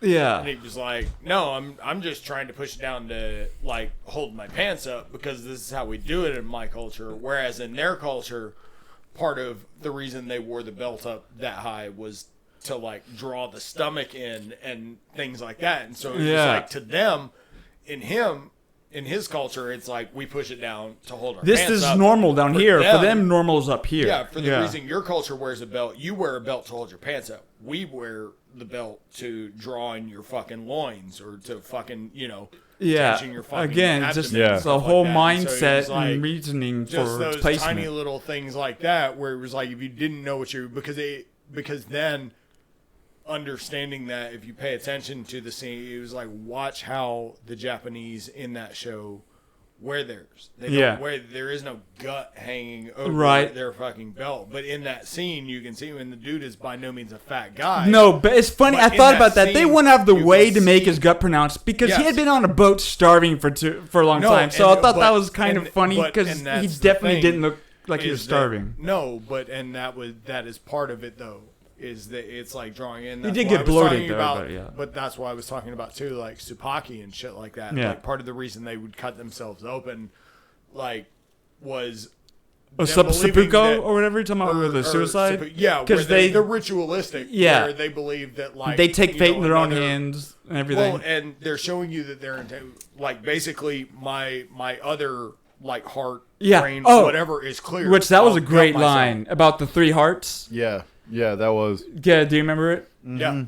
Tell me, Mikey. I mean, what like roughly what words? So the guy says that a man has 3 hearts. Has 3 hearts. It was like the one that like the one he says like speaks with his mouth, the one he speaks with his like friends, and the one that he keeps like so buried hidden that like nobody knows but him. And that's what and that's what the suicide was, because that was supposed to show that like I'm laying my insides open to you. Yeah. And if you cut yourself open and a bunch of shit and fucking whatever spills out, it was like this was a person.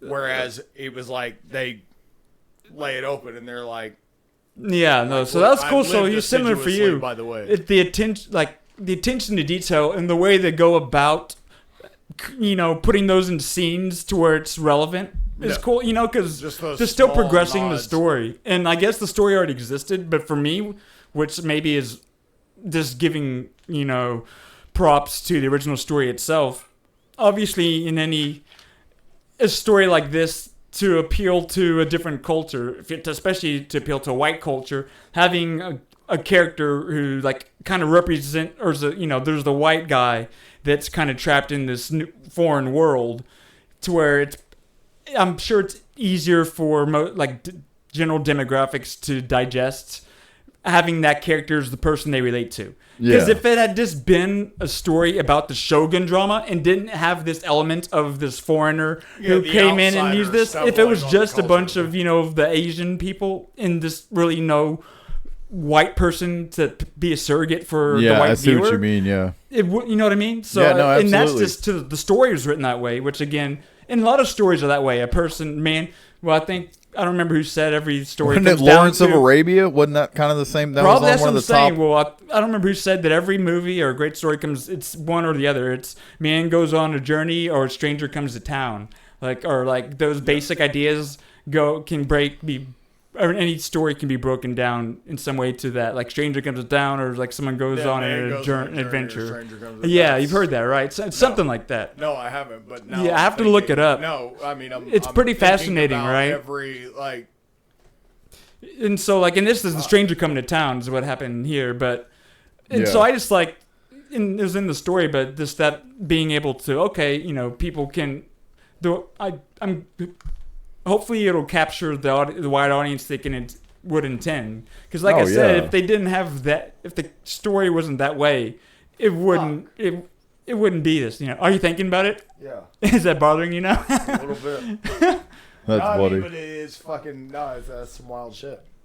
Yeah. No. So I'm sorry. I kind of cut you off. No. I'm thinking about like my favorites. Let me look at the quote. What was Heat? Heat was a man goes on a journey.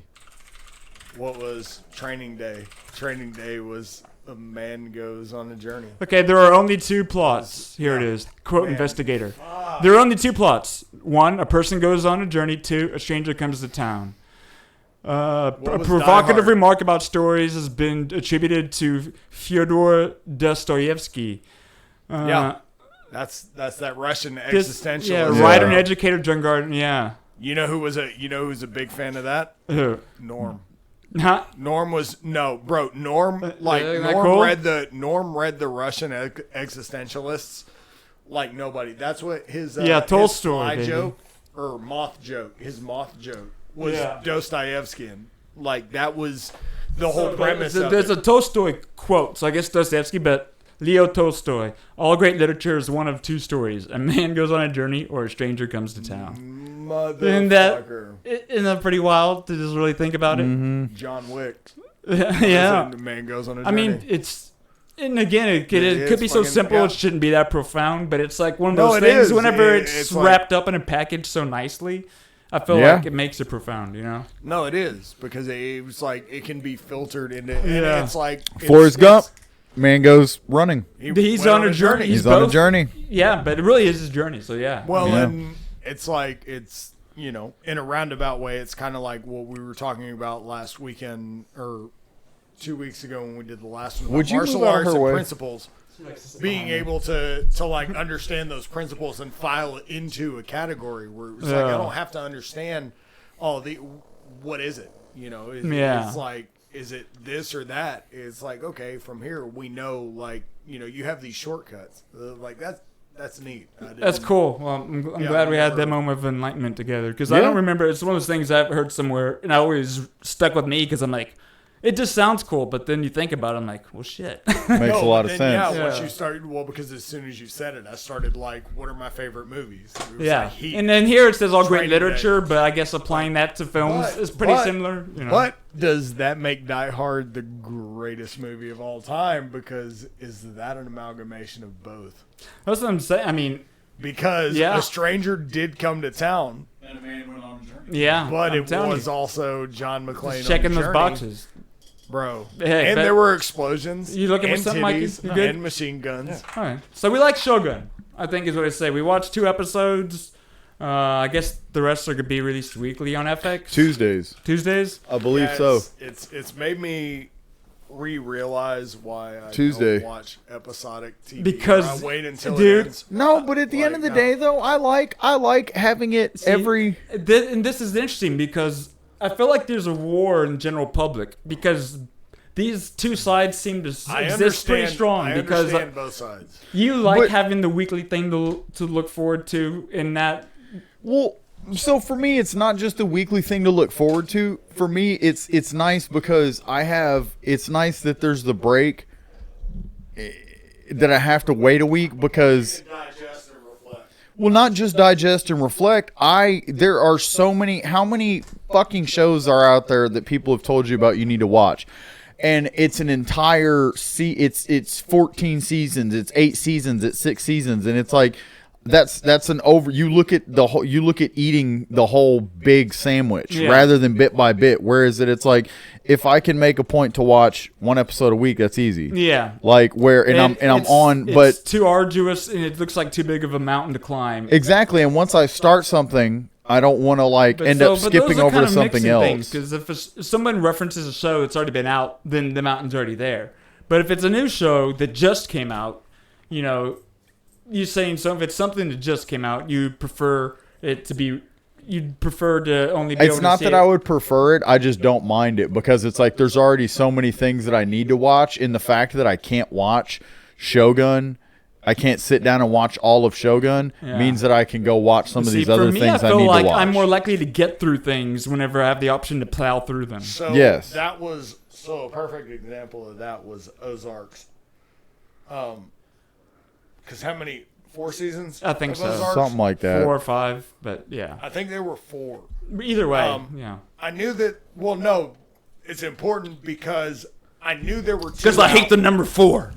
Well, no, it was important because I knew there were 2 seasons out, and it was one of those things where I knew it was only like 8 episodes. Yeah, so it was Netflix like I knew format. that like I was gonna plow through the first 2 seasons in like a weekend. Yeah. And then I was going to be like, oh, well, now I'm just where everybody else is. Yeah, waiting a year it's almost for... like I want to give myself a buffer to where, you know, Yeah. it's like if a show is 4 seasons long, tell me when the 4th season is coming out, and I'm going to binge watch the first 3 seasons and then watch the new one as it comes out. Because there's times where it's like, because I find myself getting in that spot of like, if I'm in a mood to watch it, I'm going to watch 3, 4, 5 episodes in a row. But so I'm so annoying to get to the end of the episode, like, oh my gosh. Yeah, and then it's like that's where Lost soured me, where it was like you would end an episode in a cliffhanger, you would hit the next week, they would barely resolve the previous cliffhanger and leave you in another one, and it's like I'm not waiting a week for this shit. Well, like, it's interesting too because, and this is just looking more on the business strategy side of it. So Netflix. It takes you a year no. As far as like.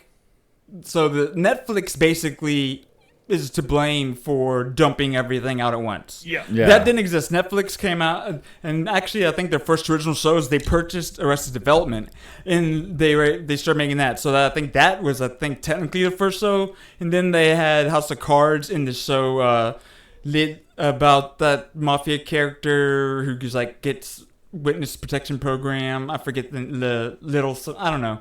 Either way, so Netflix kind of created this new format, and then I guess they realized, you know, the society cult. You know, they took it well, and so you saw like Amazon, other people did the same thing for a while, and then you've kind of seen. I feel like maybe when Disney Plus came out, they might have started saying, okay, that's cool, but we're gonna do like. They were doing weekly releases. I feel like it might have been them, but either way, so you kind of see some back and forth. So Netflix still basically always drops all their stuff all at once. But all the other ones, they seem to, the premieres have maybe 2 or 3 episodes, and then they go to episodic. Yeah. But the funny thing is there's outliers. So Disney Plus, like almost all their shows, I think, release weekly. But with some of their new Marvel shows, they've released them all at once because what they're realizing is, okay, there's a balance. There's, I guess, a sweet spot you're trying to find, right?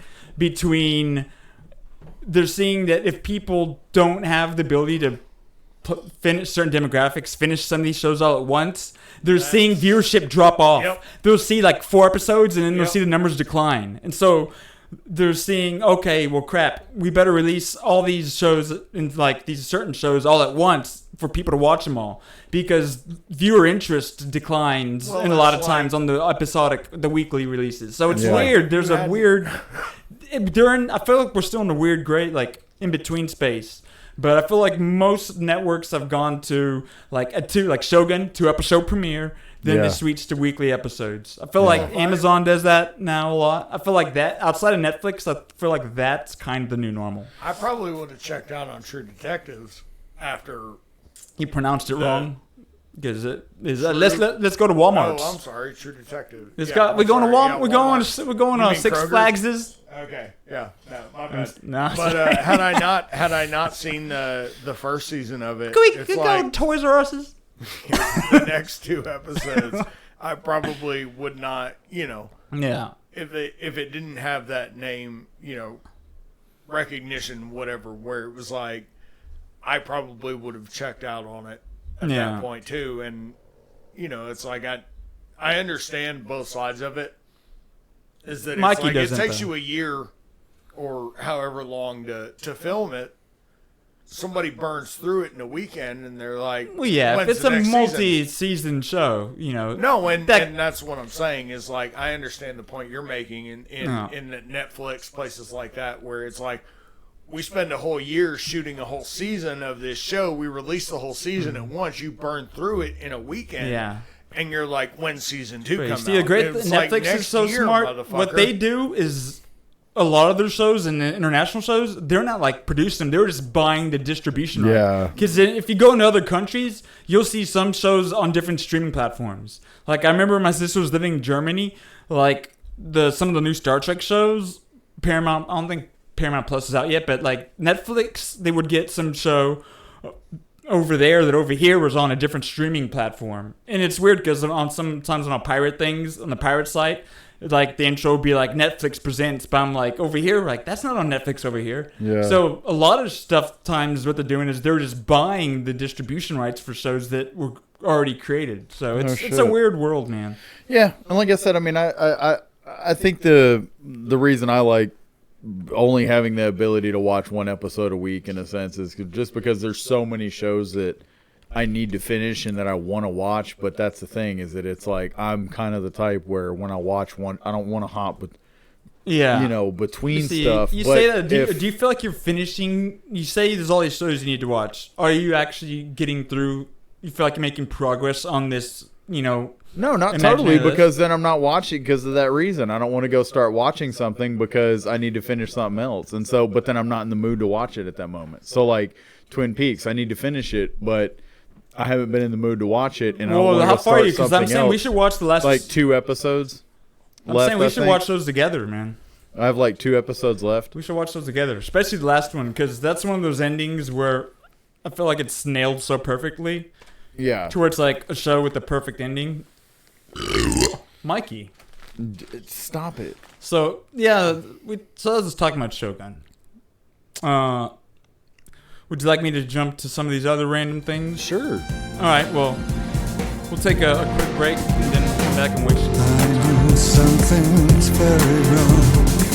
The pulse returns for prodigal sons, with blackouts hearts, with flowered news, with skull designs. And we're back. So we're back. Yeah, we're just kind of guys hanging out on Saturday night. Stream of consciousness. Yeah, so 30 minutes. Oh yeah, we're on a whole new astral plane for a little while. So kind of talking about the concept of an out-of-body experience, and really, I felt like you were bringing up a point as to people calling it out of body, but in reality could just be them disconnecting from the physical self and being connected to a greater universe, like oneness or the universe, or just being disconnected from themselves, and it's a foreign feeling and a foreign experience. So maybe they heard the term out of body, whoever coined it, that's what they grab onto, right? They could have called it astral projection. If out of body never existed, they could be like, I think I might have astral projected. I feel like that's just the word the preferred that they gave. Yeah, that's in the society. Yeah, and I find that all that interesting. But I guess I was thinking even more objectively scientific, like proving. So the stuff on Sean Ryan show with John McGonigal talking about remote viewing. Okay, to me, whether you should call it not a body experience or not, I guess I don't care. We'll just call it remote viewing or whatever. But whatever it is you want to say, it's as though you've left your physical self and are like a soul outside of your body, almost like near death or between death, is like having evidence. Like, so John McGonigal supposedly did all this like work like with the military and then private contractor to really base and like locate people or do different things, but is basically saying he could disconnect from his physical self and go and travel in his spiritual or whatever self out to another part of the world, and there'd be evidence they did it because he would be able to tell you information that he would not have otherwise. So that's where, for me, I'm curious. I don't care what you call it. I'm just curious if it's real or not. Because, if you feel disconnected from your body is one thing, but if you feel disconnected from your body and you're able to go to the other side of the world and tell me what's in an envelope, I want to know what that is. Like, okay, are those, because I'm saying a lot of the out-of-body experiences people have, I think they might be limited to basically the room they're in. To where, like you're saying, it could just be, like if you've ever gotten a K-hole or something, like you're just totally numb and severed from your body. What is a K-hole? Who knows what that is? We won't get into that. But, so, for me, it was almost, I'm out of body or not. I'm curious how... And this raises questions of physics and metaphysics and how the world works, is if my spiritual or whatever self goes to whatever side of the world or a different planet, with what is it perceiving the information?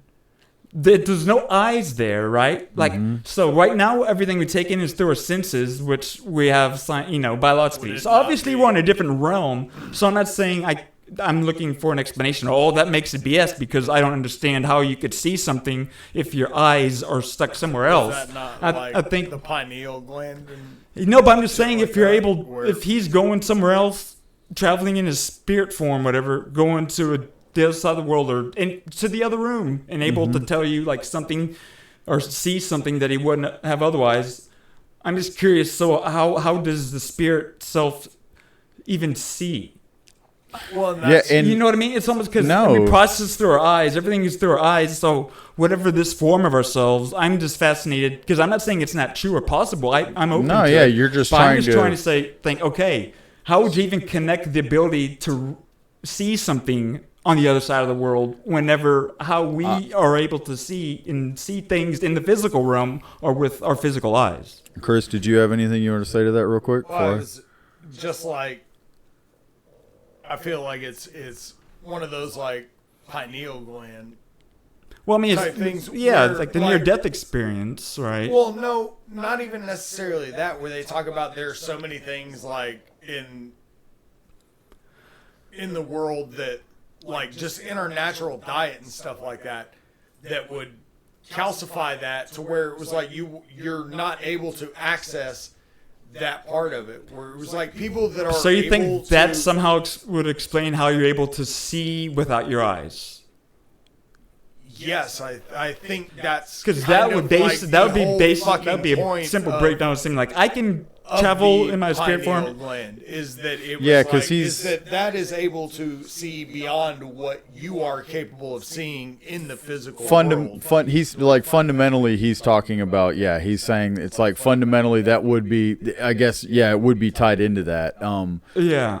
I'm saying I that, feel like like it- the things that get put in the food, all No, this I type of get stuff what might that be end numbing up- it, that but I'm end just up trying to say that part of the brain potentially or they being dilute our reason ability ability. to access it or Yeah. how like highly it functions. yeah. Stuff like that, and I feel like there are things that you are probably able to do, and I bet if you looked into it, there were probably a lot of things that they were like doing that were allowing them to like access that. But it's like I feel like it's probably a lot of the same type of shit that Yeah. Maynard and Tool and them were Yeah. talking about, in that where they're like pry open your third eye, which is like you said, that pineal gland that allows you to, view beyond, when you talk about like interdimensionally or whatever you perceive that to be. And I really feel like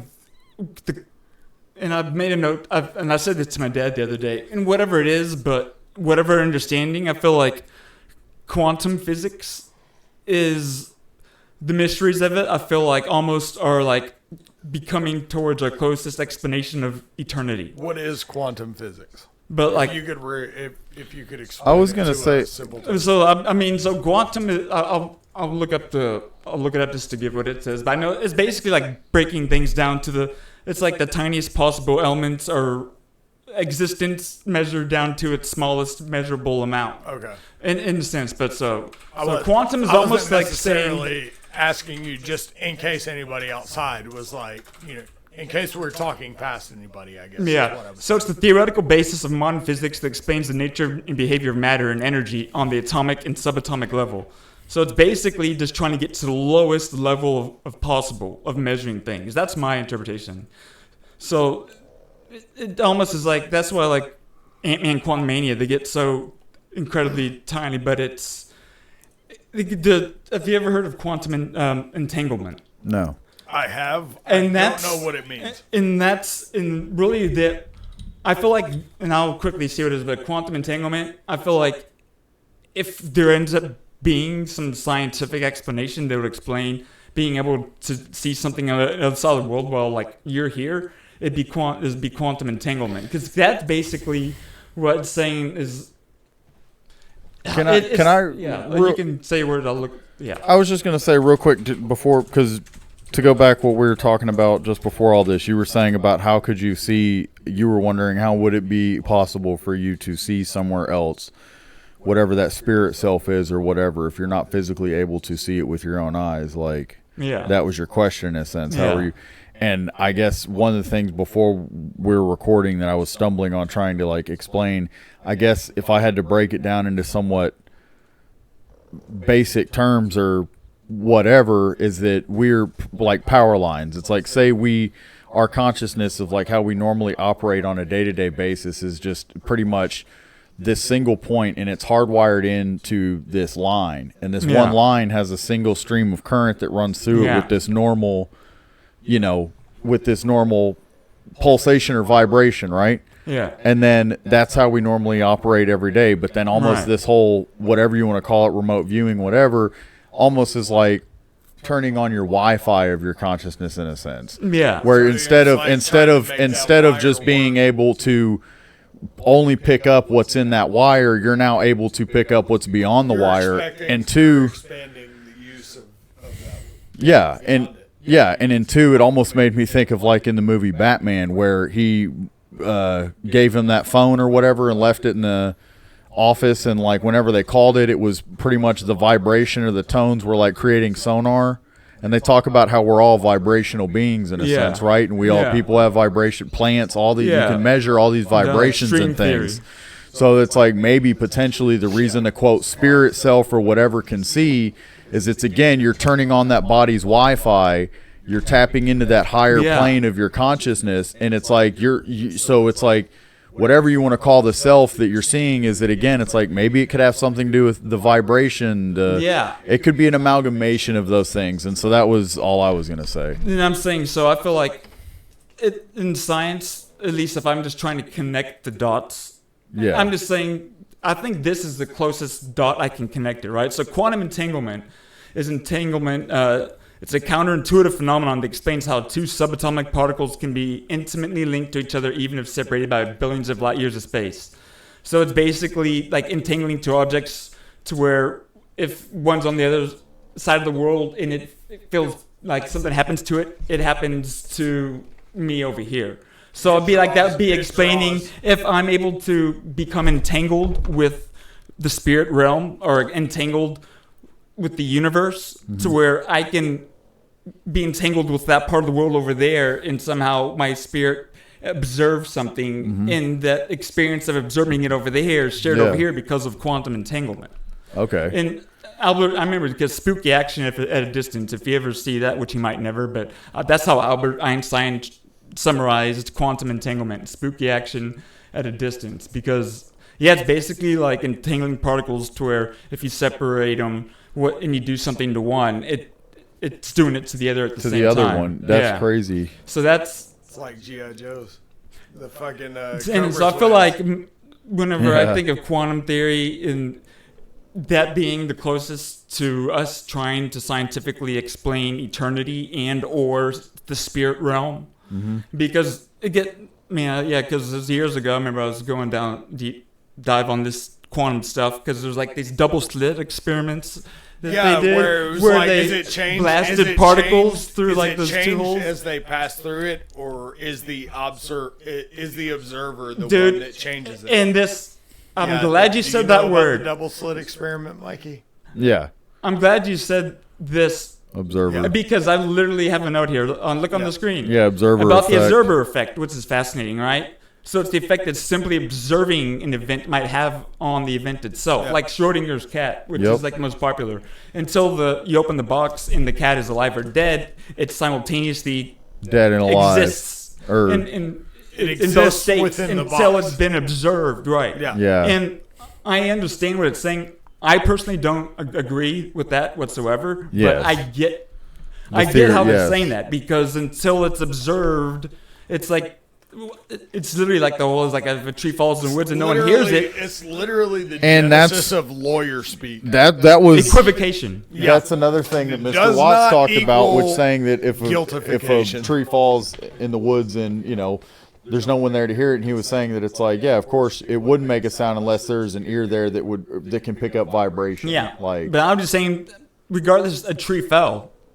Like Yeah, to me, I see, yes. Like that's my. I guess. It's funny that you brought the double slit up. Yeah, dude, it's funny that I'm surprised you knew about it because it's Wow, because I'm a. I just saw something the other day that was I was watching a Richard Feynman. Yeah, well, it's because they blasted like those interview. ades through in the way No, they yeah, did on it the was- other end, the way they grouped Yeah, up or because didn't they group come up. through. They based came on, yeah. through in a single slit in a flat pattern, but when they went through the double slit, it was like they came through in Yeah. a wave pattern. I And believe it's just it's interesting because But that's then it was the like- slowest, yeah, where they were smallest saying level that- possible. that the most likely thing that they were able to like conclude was that the observer was the one that was changing Yeah, what it's it was. and Yeah. that's this to connect this to a show Eye of that's the currently beholder. on. It's 4 episodes in. I haven't. I love that you said the word observer because I had a note because the observer effect is fascinating in many really regards. is. No, yeah, it really is. Just the fact that you saw it happen what effect that might have on the fact that it did happen. In which way did you observe it? Because Yeah, that's fucking. and they talk that's about a big deal all too. the devices used to, and that's what I was bringing up Yeah. the other day about You wearing a green not being shirt able or a to blue shirt? like. People he say punch I had a you video over? recording, I had a video up and didn't see anything. Like to think that a camera could capture what your eyes might have seen, or let alone what our eyes don't see. You know what I mean?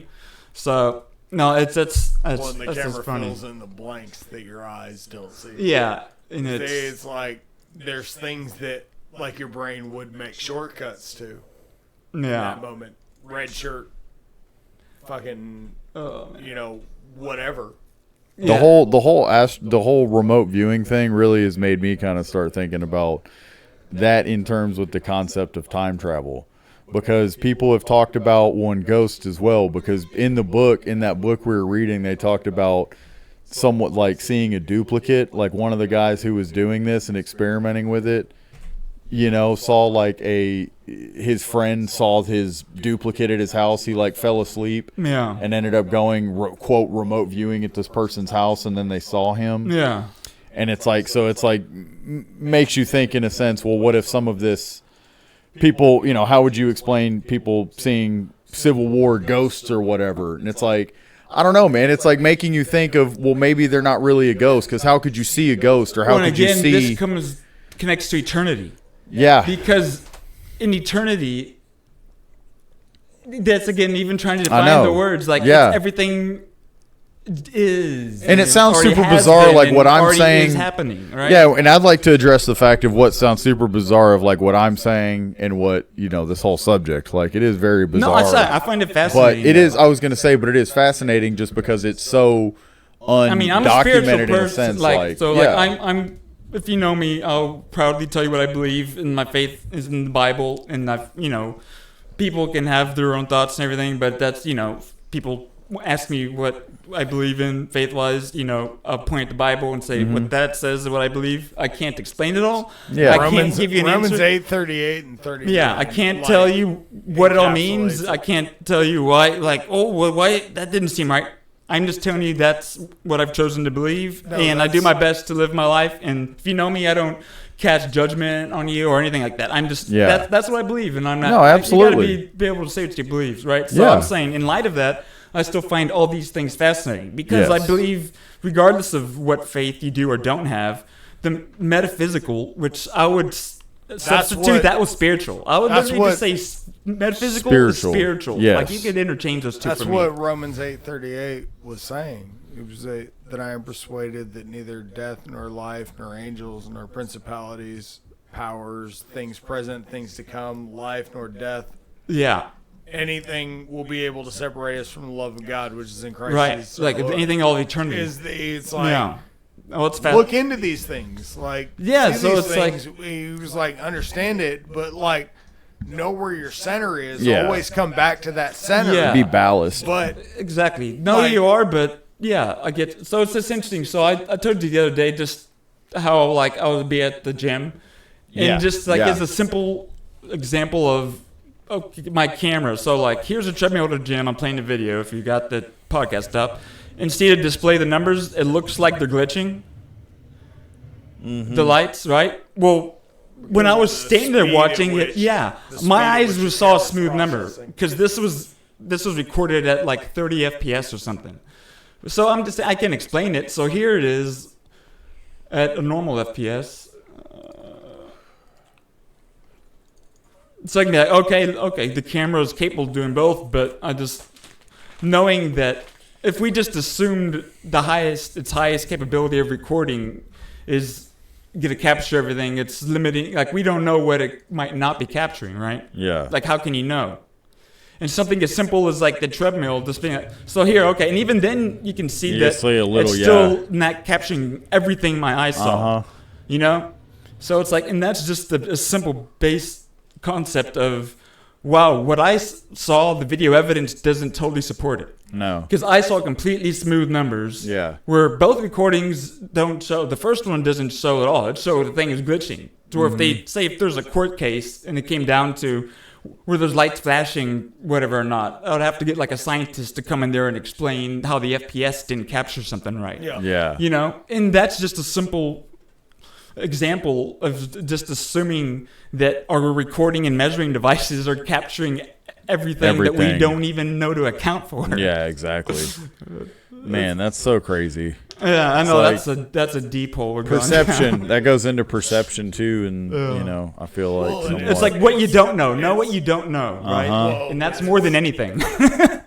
Knowing that I don't know is more than anything. Well, and that's that. What do they call it? The Dunning-Kruger. Like the more that you understand something, the more that you understand you don't understand shit about it. Yeah. Where It's like funny. The end of the finance or freaking something like Alexander I guy thought book, he literally Dunning-Kruger- says about the UFOs. At like the last sentence, I think he says things are a lot more like incomprehensible than you could well, imagine. And that's You what, know, No, and that's literally like. like you can't imagine it. That's the thing. People don't Well- necessarily think about that. Well, and they to can't correlate it- imagine it. To You know, correlate it to something Yeah. you know. like You it's can't. simple, It's but like- you think I can imagine anything, but you can't imagine something that it's never entered your mind somehow to begin with. imagine what? Dragons. Yeah, I mean, like, where it would be like one of those things where if somebody was to ask you, it was like, what is it you do? What do you do for a living? You do like finance shit. Yeah, I'm a Financial business shit. analyst. You move money. I mean, I don't you know how move to- it. I help report an account and manage Okay, it. but if somebody was like, hey, I have this much money, like, what should I do with it? I'm not that kind. I'm not a financial advisor. I know that. Right. But that's the point that I'm getting at is that you'd be like, it's complicated. What do you There's not. what do you want to do with it? What are you trying to? What are your goals? Yeah. What are you? It was like because you know how deep the rabbit hole goes, Right. And so somebody that has that's what like the Dunning-Kruger thing is that somebody that has no idea of what it is just going to come to you and be like, "Hey, I got this much. Can you do this?" And you're going to be like, "I don't." They don't understand and the it's same- complexity of the world that but they're even the thing entering is, into. because because you've been in it, you understand how deep it goes. Not only do you understand how deep it goes, you have a healthy respect of how deep it goes, and you're like, I have a pretty good understanding, but I don't have enough understanding to be able to Like give you like, advice. Yes, that because you know enough to know that you don't know. Yeah. Like, and that's the thing is a lot of people, they're on that top end of the spectrum where they learn a little bit about it, and then it's like, hey, come here, let me tell you about the way this shit goes. Oh yeah. It's like the guy They that goes take to a his tiny first, bit of knowledge it's like the guy and that sell goes, it like they understand it all. and so, and that's. Yeah. That's where it was like you'll hear the phrase Dunning-Kruger used a lot, where it was like people don't understand, and it's like what Mikey said the other week. Yeah, I was gonna was say, I don't know those if that you're- know do not say, and those that say do Yeah, not Dunning. know. Dunning. Go ahead. But no, what? I was gonna say I don't know if that's the term you're looking for. Dunning-Kruger. if The that's what- Dunning-Kruger's effect is the. I have it up on the screen there. The less that somebody knows, the more that likely they are to speak as an authority on the subject. Yeah. And the more they know, the less Well, this likely doesn't they show are. the flip side, but I'm assuming that the flip side would be true. Because this is saying Yes. that a bias in which people with limited competence in a particular domain overestimate their abilities. Yes. Yeah. So I guess this would imply that the opposite is true. Yes, the opposite end of it would be Yeah. that, like, the deeper you understand it, the more that you understand that, like, it's complicated. Like, I you can't can know give more you than a black everyone and in the white. whole room, and if they ask you for advice, you'd be like, I'm sorry, Like, I can't what give you happens good if advice. somebody tries to stab you Yeah. in the Where neck, the and it's dumbass like, who what watched they the trying one to like, stab you with? finance How show they trying to stab you? sits there and From talks what about it angle? like he's Yeah. the master of it.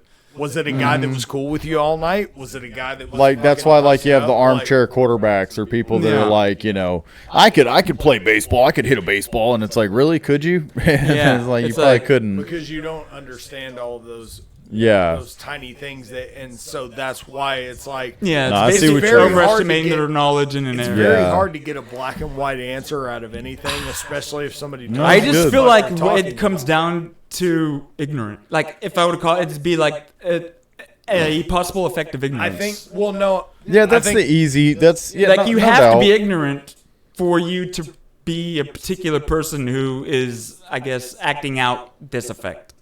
I It get- is an yeah. action taken in ignorance. No, I get what you're You saying. know, so it's But like, but I'm just trying to say, so if they're just that confident, or I feel like a lot of times these people know that they don't know everything, but they care more about, it's like an ego thing. Well, but the thing is that it's like if everybody I'm hanging around with doesn't know shit, and I know a little bit more than them, I can be like, yo, I know.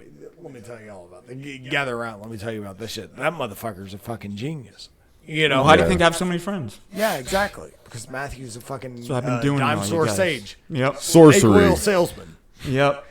But no, like, Yeah, man. Sorry, we're good. It's like- You guys going because I don't know, just metaphysical, spiritual. It's All of just fascinating, you know. talk- Yeah, I And- definitely. And like Chris saying, we don't know, and we'll be the first to say we have no idea. no, it's like, it's all spitballing, and it's Yeah. all like, it's all trying to like, but yeah, view it through your experience. Yeah, And, but like, yeah, so through what you what say, you've Mikey? been through, and No, no, nothing. Yeah. I mean, I think that you know, it's a fascinating subject, and yeah, at the end of the day, you know, while it is fun to, you know, get wrapped up in all these things and to really, you know, dissect them and whatnot, but at the end of the day, it's just like. it's like I could be enjoying interested in your true life, crime. too, I could be you know, interested in this. it's- yeah. I could be interested in learning about trends in cars. You know, it's just like this is reality. Oh, this is interesting, and this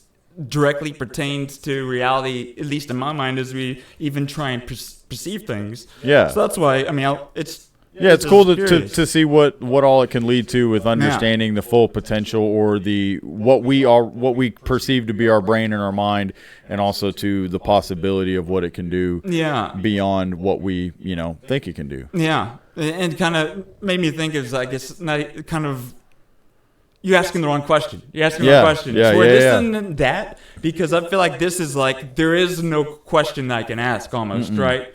But almost like, because I was thinking about nightmares the other day, and I sent you that message. Yeah. And it's like basic. No, that was things, good. But it's like summarizing them. So it's like I don't ever really have nightmares. I can't think in my whole life. I can maybe think of one or two times. And even then, I don't know if I would say I was ever scared. I used to have reoccurring ones. Like, I would like, so when I'm defining nightmare, I'm saying a dream where I was scared. I was more like scared than I've been in my life. Yeah. And I don't know, I can't think of a dream where I've ever been scared. So I was like Googling, is it normal for people not to have like nightmares or whatever where they're scared, you know? And then like you see a bunch of posts in like on message boards, because that's why I want to see what people are saying individually a lot of times, because some article is going to be whatever, but just you see a lot of people throwing inputs. But then I'm thinking, wait, maybe my question shouldn't even be is this normal or whatever, but like what do nightmares typically even mean? Yeah. And if I understand what they represent or what they mean, then I would be more likely to answer my question, why don't I have nightmares? So in my mind, I was thinking, I shouldn't be asking, is it normal or to not have nightmares, or do most people, but more like, what do nightmares represent? And so it'll be like, okay, they generally, not saying I agree with it, represent this or that. It's like, okay, well, I know in my life that I don't think I'm worried about this or that or whatever. So it makes sense that I don't have nightmares. Yeah. I don't know, you know what I mean? Like, I'm not afraid of dying. I'll say that. You know, Yeah. I don't think y'all are. I mean, I'm not. I'm really not. No, it's like I'm not. I'm smart and I whatever. But Yeah, I was I'm gonna like, say my wife. I love her to death, but I swear she's afraid of deaths. And I tell her like it comes down to like yeah, I feel like she's just afraid of it. And I feel like honestly a lot of people probably are. It makes sense. Yeah. But it's just like I'm gonna be smart and careful and not just be careless. But Yeah, I'm you not gonna enjoy go. your- you I'm not enjoy gonna go your beyond life. that because it's always at this there. point. It is. Don't tempt it. Like I Don't believe in tempt it, predestination but to the yeah, point it's of memento I mori. have decision. Like my decisions are gonna lead me to that, but Yeah. whatever that is what that is. Mm-hmm. You know, and so it's kind of like, why worry? Why that? You know, it's just weird. So I just know that that's like something for me. I don't know. Yeah. That's what the Stoics and everything, like memento mori was Yeah, What that is was it a gun in. translated? Like, I can't death remember. That is- was a gun in Destiny too. Also, they named Memento Mori. Well, but that's Or like what, that was a when fact it was on like a death gun. is present or death is it was like if you look up memento mori Yeah. meaning, but it was like it's basically one of those things where it was like the Stoics would keep a skull in their study. Remember, you must die. Yes, to remind them of that. Yeah. Death is always there. Yeah. Yeah, it's so like- don't take yourself too seriously. Yeah. You always end up this skull. Yeah. You know. And Yeah, so it's that's- like, Well, live a good life. Yeah. If you- do your, it was like if you keep in mind that this is the end result. Yeah, it was like, the take inevitability nothing of too death serious. is what it wraps up. Is the inevitability of death. Yeah, and if you look at the little, it's funny though. If you do look at a skull, I mean, it's smiling. Yeah. Like I mean, it does it's- look. It is kind of grim, but it's like Yeah. it Yeah, more or less it's- is. But yeah, man. I don't know. We've been going for a while. Oh yeah, we have been. So Saturday night's already proven that we're gonna be. Yeah, rambling. I don't know if We're that's gonna be for rolling. better or for worse. Oh, who knows? Who the hell Who knows? knows? I did want to ask before because we should probably wrap things up soon. But I'm reading books and hearing articles. I don't know why I guess I know why it reminded me. But Chris, the first time I did shrooms, remember I had an idea for a book. Like were you there? Whenever I know Chris Hunter was there because I was sitting. What was the book? I was sitting there and I was convinced there's this book that I could write and it would become like a global bestseller. So all I remember was you sitting at the computer Yes. on AIM and being like, Okay, if so- I can. I thought I was on something, and when you're Yes, sober, I you're remember not. that night. But even it makes sense, and it kind of comes down to being in your own bubble. But I thought it was so profound It's that one of it would those be like a things- one sentence that says, "There's nothing that you can do to prove that I didn't make you just read Yes. this," or Yes. "There's nothing that you can do to prove that I'm not making you do what you're doing right now." And then he got a phone Yeah. call. Just like on the deepest level, like. Then he got a phone I know. I call. see what you mean. Which it sounds so stupid, but it was more like if you buy the book, like there's nothing that you can do to prove that I didn't make you buy that book. Yeah. And even though it's like, well, yeah, I could, but it's just. Then my buddy was shrooming Phone in a call different. from the sideways Jack. in the Yeah, Box my buddy taco Jonathan, eating who was ass. like at home in a Jonathan, different city. He's He's helping like, me with did you- shrooming. He's like, did you just make me call? me do that? Who was listening We had- to Tool? we had What been was the talking song? about it, though. Was it 11? So we had been talking Pits. about it. Maybe. What song? No, I don't because remember the song. Maynard screams in the background, "I want to watch you burn." To where it was like we've listened to the song Yeah. so many times, to where it was like we never. How loud did he have to? Because we had to crank it. Oh, to actually hear hear it. that, yeah. That was the thing. That was the same night. Was that it was Okay, like, we but heard it it was and just we funny. were like, But no, him and I had talked That's earlier in funny. the night, and it was later in the night. He asked me that, but it's because it's like he was Yeah. on the same level as me, to where it's like, No, that's funny. and yeah, I don't know.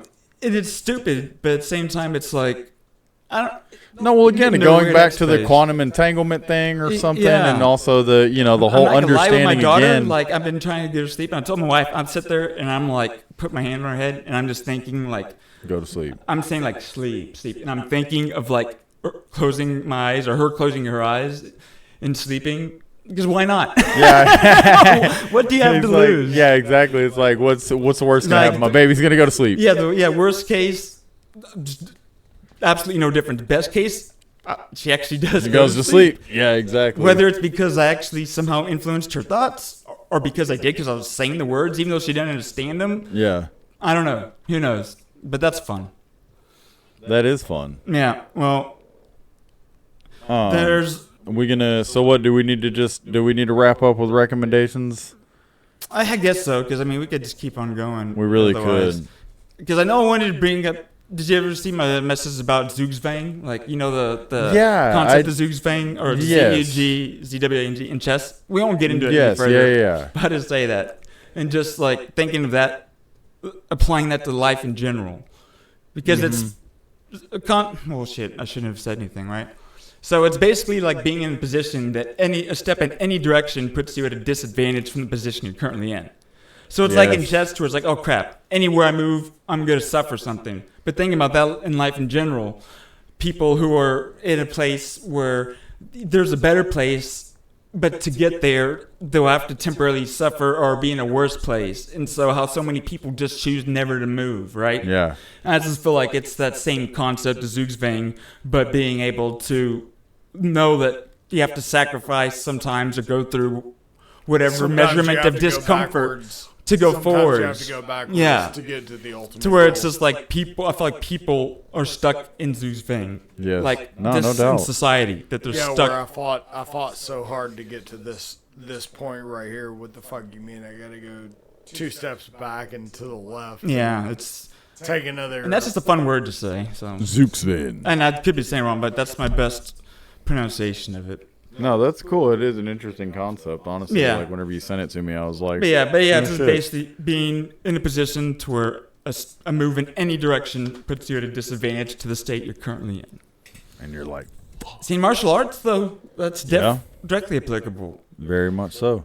And it may, damn it. See, now I just have Keep this out. going. No. We should wrap it. Okay. And they may do this. A lot of martial arts might already do this. But is the one to where I'm almost thinking if I were to come up with a martial art to just try and imagine every position the most likely positions I might find myself in if I were to get in an altercation, just based on whatever data you want to gather. And from that position having both offensive and defensive moves to where Tom would be like, no matter what position, I'm ready to defend, but also from that same position, I want to know my best offense at the same time. You know what I And mean? you're asking what art would be that art, or do Or any if of them that- exist? I don't know if that really where exists. like- It's purely like so if I'm you're getting within- position. If you're within half guard I- with somebody postured up on you, Yeah. it was like. But it's like no is matter the- what is position there a I'm 30 in, I is want there an a offensive and 30%? defensive option. Yeah, Yes, is the 30% option to defend or the 70%? I don't even want to know the odds. I just want to know. You're just saying, is there I is just wanna there know a both martial art options. that exists? Yeah. in a sense. Yeah, I would. In my opinion, it would be Sistema. Yeah.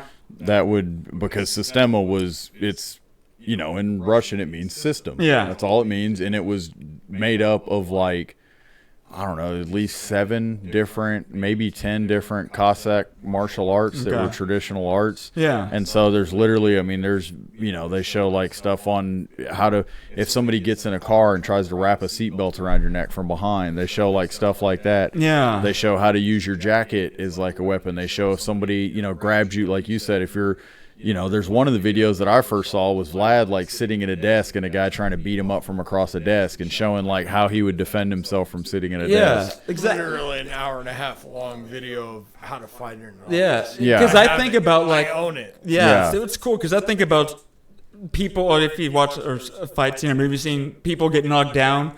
It's like they're immediately like, which makes sense, get away from the fight or whatever, or they're immediately scrambling to get away, as opposed to like once I get knocked down, I might have an offensive option of like kicking out their leg, or there might be an attack option that puts me in a better position to execute that I wouldn't have had in that other. And I just want to know what those are. And I want to know how to get away, but I also want to know if I'm confident I have an option to attack. At the same time. It's one of those things where too you understand too that it's like with what you're saying, what also comes with that is understanding when those things have to do. Like you said, if I get on the ground, do I do something from here? Do I just do the best I can to get back up, or do I try to defend myself? Is this where I'm at here? Yeah. So definitely that would be Systema. And to kind of maybe touch on, just so that you know that's one reason I'm saying it, is there was a guy, Konstantin Komarov, and in his book there was a guy that at one of his seminars was kind of asking him, pretty much trying to poke holes in Systema and say that it was bullshit. Do you have a knife or not like a pen? Yeah, he was trying. No, he was trying to poke. What would be the word? Is like metaphorical. Proverbial metaphorical holes in what he was saying, fundamental holes in what he was trying to teach. And so he was just saying that like it's bullshit. None of this stuff would work. And he was just like, all right, well, Constantine told him, like, I think he told him to try and attack him or something like that, or to defend his attack. And he was like, okay. And then Constantine just threw his water bottle in his face and then like swept him and dropped him on his ass. And the guy was like, oh no, you did this or did that. And he was like, it's like, that's not Systema. That's not whatever. And he's like, yeah, it is. He's like, he had his water bottle and like squeezed it and threw it in his face. And the guy threw his head back.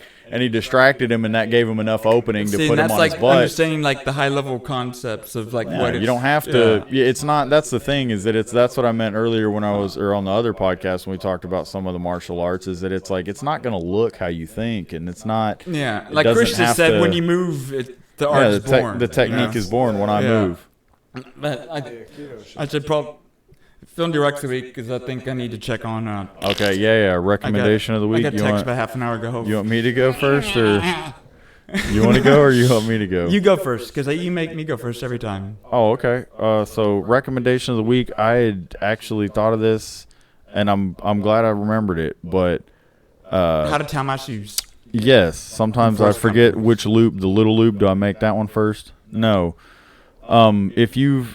My recommendation would be, if you have anybody in your life, whatever, just a friend, family member, that like maybe you've heard them tell a story a couple of times before, you've heard the story, maybe just let them fucking tell it. Don't say, oh, I've heard you say this before. Oh, no, you've told me this story. It's like, okay, well, just maybe you've heard it before. Just let them tell it again. Maybe they'd say something you didn't hear before or not. But Don't rain on their parade almost. Yeah, exactly. Parade, it's not, let them have their moment, even if it's a moment you've shared with them. Yeah, and maybe try and find a new way to ask a question about a story. Because I've been around it. Right? Yeah, because I've been around like my old friend Powell, man. He used to tell me the same stories about his old buddies all the time, and I would hear the same stories 30 times, and I would just, instead of being like, no, you told me that, I was just like, oh, really? See what more you can learn that you didn't say before. Yeah, so, and not only that, but like I said, that's just kind of like... that would be my recommendation, because not even old people do it. I used to repeat myself sometimes. I tell stories to my ex. Both of my exes will be like, oh, you told me this before. You told me this before, and I'm like, well, shit. Then what you want me to talk about? Yeah, everyone repeats themselves. Yeah, they really do. I mean, it's I accepted that and realized that. Yeah. And the sooner you do, it's like, okay. Of course, if you live with them, there's expectations, but that was rude. Excuse me. No, it was nice. Why did you give me that drink? Yeah, I guess my recommendation is North Face house shoes are pretty comfortable. You wear them a lot. Because I got these orange ones, and I don't know, they're super comfortable. But that's garbage. I would go out of your way to do something positive for somebody that didn't expect. Okay. And that could be literally giving a homeless person $1, or that could be helping a stranger out with some bags that they're taking. I don't know. Just I bought a lady's milk last night at 7-Eleven. And you will see an opportunity to do a good deed and be in a moment of decision. Whenever that moment comes, just decide to make the extra effort to do the good deed. Good recommendation. Mr. Eldersmith? That's a You good don't one. have to be Piggybacking on my brother here. This is where Chris beats me to death on film. I could piggyback. I was just gonna say, you don't have to be the hardest motherfucker in the room. You just got to be a little bit harder than the weakest motherfucker in the room. So Yeah, don't be the slowest guy, right? That's a good He one. was Yeah, like, no, it's a good. Don't be the weakest fucking wildebeest. Again, like Shogun, the There's man always at an the top of the easiest mountain guy. is the loneliest. Yeah. Heavy is the head that wears the crown. Yep. Heavy Bigger is are the the head. balls that drag biggest, the earth. fastest, the strongest. You just got to be a little bit slower. Or faster a little than the bit slowest faster guy. Than the slowest and the weakest. Heavy is the head that wears the IKEA hat. I think that's about all we can say. Well, this has been fantastic. It's been a great experience. I hope everybody has I a hope great everyone week. saw my Predator shirt. When you hear this. Everyone saw your Spikies jersey. Yeah, Spikes. Spikes. Omaha I've Storm been saying Chasers. Spikies my whole life. I thought it was a long E. No. Well, that's embarrassing.